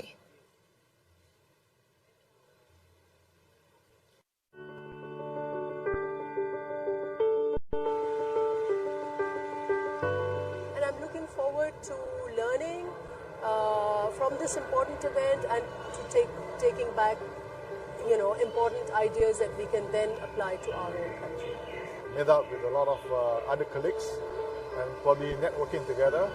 Harapan saya di forum ini Indonesia secara khususnya bisa belajar dari negara-negara yang sudah memiliki regulasi yang jelas, memiliki payung hukum yang pasti tentang pengaturan air. Any initiative taken for the good cause, I think we should always look at it very positive. This has really been done for the good cause, and I think this is the 10th year. Parlemen bersama dengan pemerintah mampu merumuskan payung hukum yang kuat untuk kita mampu memiliki tata kelola air yang bisa menjawab tantangan masa depan. بقطاع المياه منها وزارة الموارد المائية، قطاع الغابات، الفلاحة، الجامعة، المجتمع المدني، برلمانيين وتقنيين في كل المجالات التي لها علاقة بالمياه. Legislation is one of the main means to solve problems with water. So we need the legislators to be there. Gesandte sozusagen aus Deutschland und versuche genau diese Themen eben halt zu behandeln und versuchen halt Lösungen zu finden. لا سيما ما تعلق منها بتأثر الماء بالتغيرات المناخية. Of course, climate change is something that impacts all of us. So the interconnectedness of issues is something that we really need to look at the world stage. We want to interlink all the rivers, and it is not an easy task, though the government of India is funding for it. If we have an external fund linking all the rivers in India, I think we'll be the most fertile country in the world. Bring some of my colleagues who have passion, who are interested to form the caucus for especially for the water.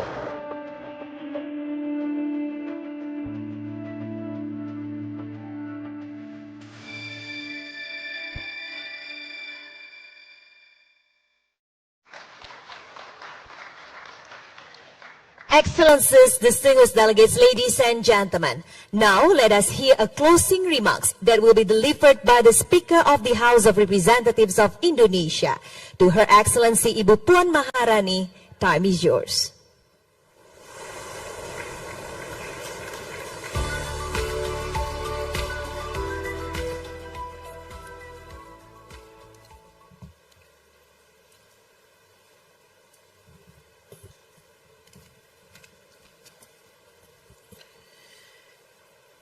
Yang terhormat para ketua parlemen, delegasi anggota parlemen, wakil presiden World Water Council. Setelah 2 hari diskusi, kini kita sampai pada akhir pertemuan parlemen pada World Water Forum ke-10. Pada sesi pembukaan kemarin, wakil generasi muda telah mempertanyakan bahwa mereka tidak membutuhkan lebih banyak janji, tapi mereka membutuhkan tindakan konkret dalam pengadaan air bersih. Ini merupakan tantangan kepada parlemen untuk menjawab kebutuhan generasi muda, menjawab kepentingan rakyat kita. Apakah kita dapat menerjemahkan komitmen menjadi langkah konkret? Selanjutnya, pada pertemuan ini, kita telah berhasil menyusun suatu communique sebagai wujud upaya bersama parlemen untuk mengatasi krisis air. Kita telah meneguhkan komitmen untuk memperbaiki alokasi sumber daya dan anggaran yang proporsional untuk air bersih.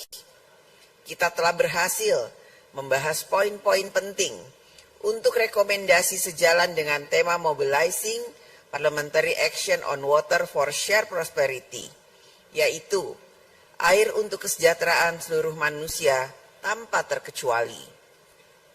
Bersama-sama, kita sepakat untuk menjadikan isu air sebagai agenda prioritas parlemen di negara kita masing-masing dan juga pada tingkat global. Air merupakan sumber daya yang tak terbatas, namun sebagian dari umat manusia menganggap bahwa air adalah sumber daya yang tidak terbatas. Setiap tetes air sangat berharga, sehingga kita harus memperlakukan air dengan lebih berhati-hati. Parlemen harus menjadi institusi terdepan dalam mengubah paradigma ini, sehingga masyarakat di negara kita masing-masing lebih dapat menghargai air. Kita harus mengerahkan seluruh sumber daya yang kita miliki untuk memastikan kehidupan yang lebih sehat dan lestari. Kita tidak bisa bekerja secara business as usual. Karenanya, kita memerlukan terobosan untuk mencapai ketahanan air. Kerjasama internasional dan diplomasi parlemen juga harus berperan menyelesaikan masalah kelangkaan air. Untuk memastikan akses air yang berkeadilan, kita telah membahas perlunya mempromosikan pendekatan hak asasi manusia dalam tata kelola air, menggunakan kerangka SDGs untuk memformulasikan kebijakan air yang berkelanjutan, dan menjadikan air sebagai agenda prioritas Parlemen Dunia melalui Interparliamentary Union atau AIPU. Kita juga membahas upaya parlemen untuk memastikan partisipasi yang inklusif untuk melibatkan pihak dalam tata kelola air dan kebijakan air. Parlemen perlu untuk mendukung pengembangan inovasi dan transfer teknologi air yang berjalan beriringan dengan kearifan lokal. Kemarin, pemuka teknologi global pada sesi pembukaan WWF yang ke-10 telah menyampaikan teknologi adalah solusi. Teknologi adalah cara mengubah kelangkaan menjadi keberlimpahan, termaksud untuk isu air.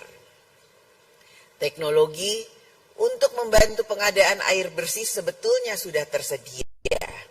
Namun, tidak berada di negeri berkembang dan miskin yang pada kenyataannya membutuhkan teknologi ini. Kita perlu memfasilitasi penyebaran teknologi ini. Pertemuan kita ini juga telah mendiskusikan upaya mengatasi krisis air sebagai bagian dari upaya mengatasi perubahan iklim, sebagai bagian dari adaptasi perubahan iklim.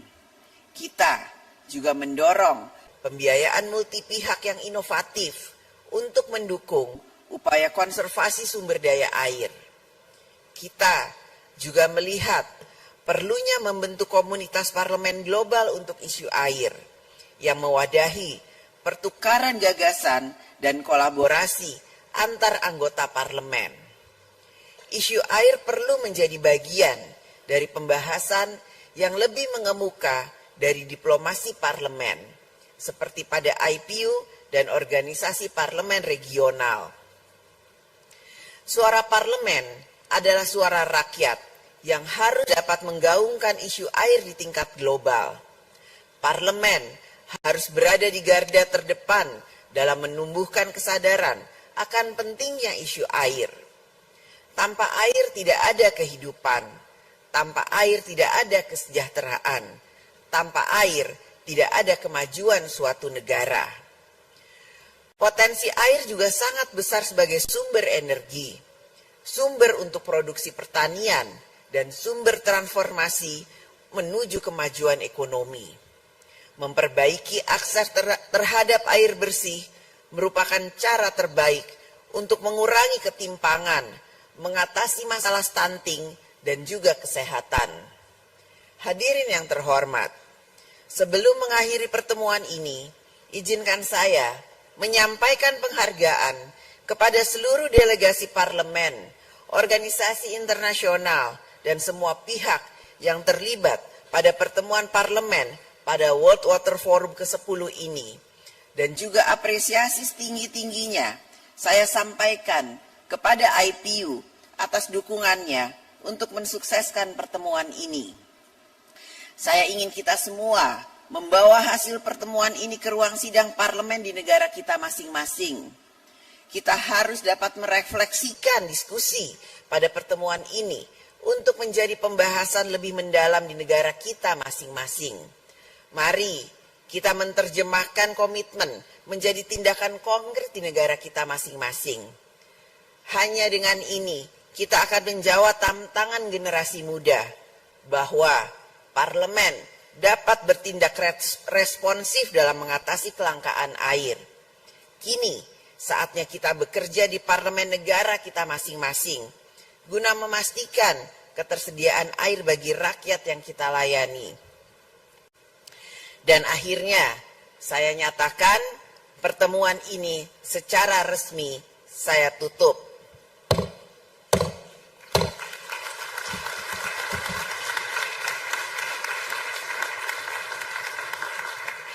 Saya ucapkan selamat jalan kepada seluruh delegasi. Terima kasih, sampai bertemu kembali. Thank you so much to Her Excellency Ibu Puan Maharani, the Speaker of the House of Representatives of Indonesia, for the closing remarks. And now, ladies and gentlemen, this concludes our parliamentary meeting on the occasions of the 10th World Water Forum. So this afternoon, we will have a field visit to the mangrove Benoa. So please be reminded that we have updated schedule for you. For departure to the mangrove Benoa will be at 2:30 p.m. local time, and shuttle will be provided at the lobby of the BNDCC2, so nearby to this Pecatu Hall. And of course, we would like to invite for another group pictures, of course, as a highlight of our second day on the parliamentary meeting. So please also join us for a group picture one more time. Once again, thank you so much to Excellency Ibu Puan Maharani, and then also Mr. Eric Tarder and also Dr. Fadli Zon. Ladies and gentlemen, while you have the group photo and also still preparing our for a group picture, let me also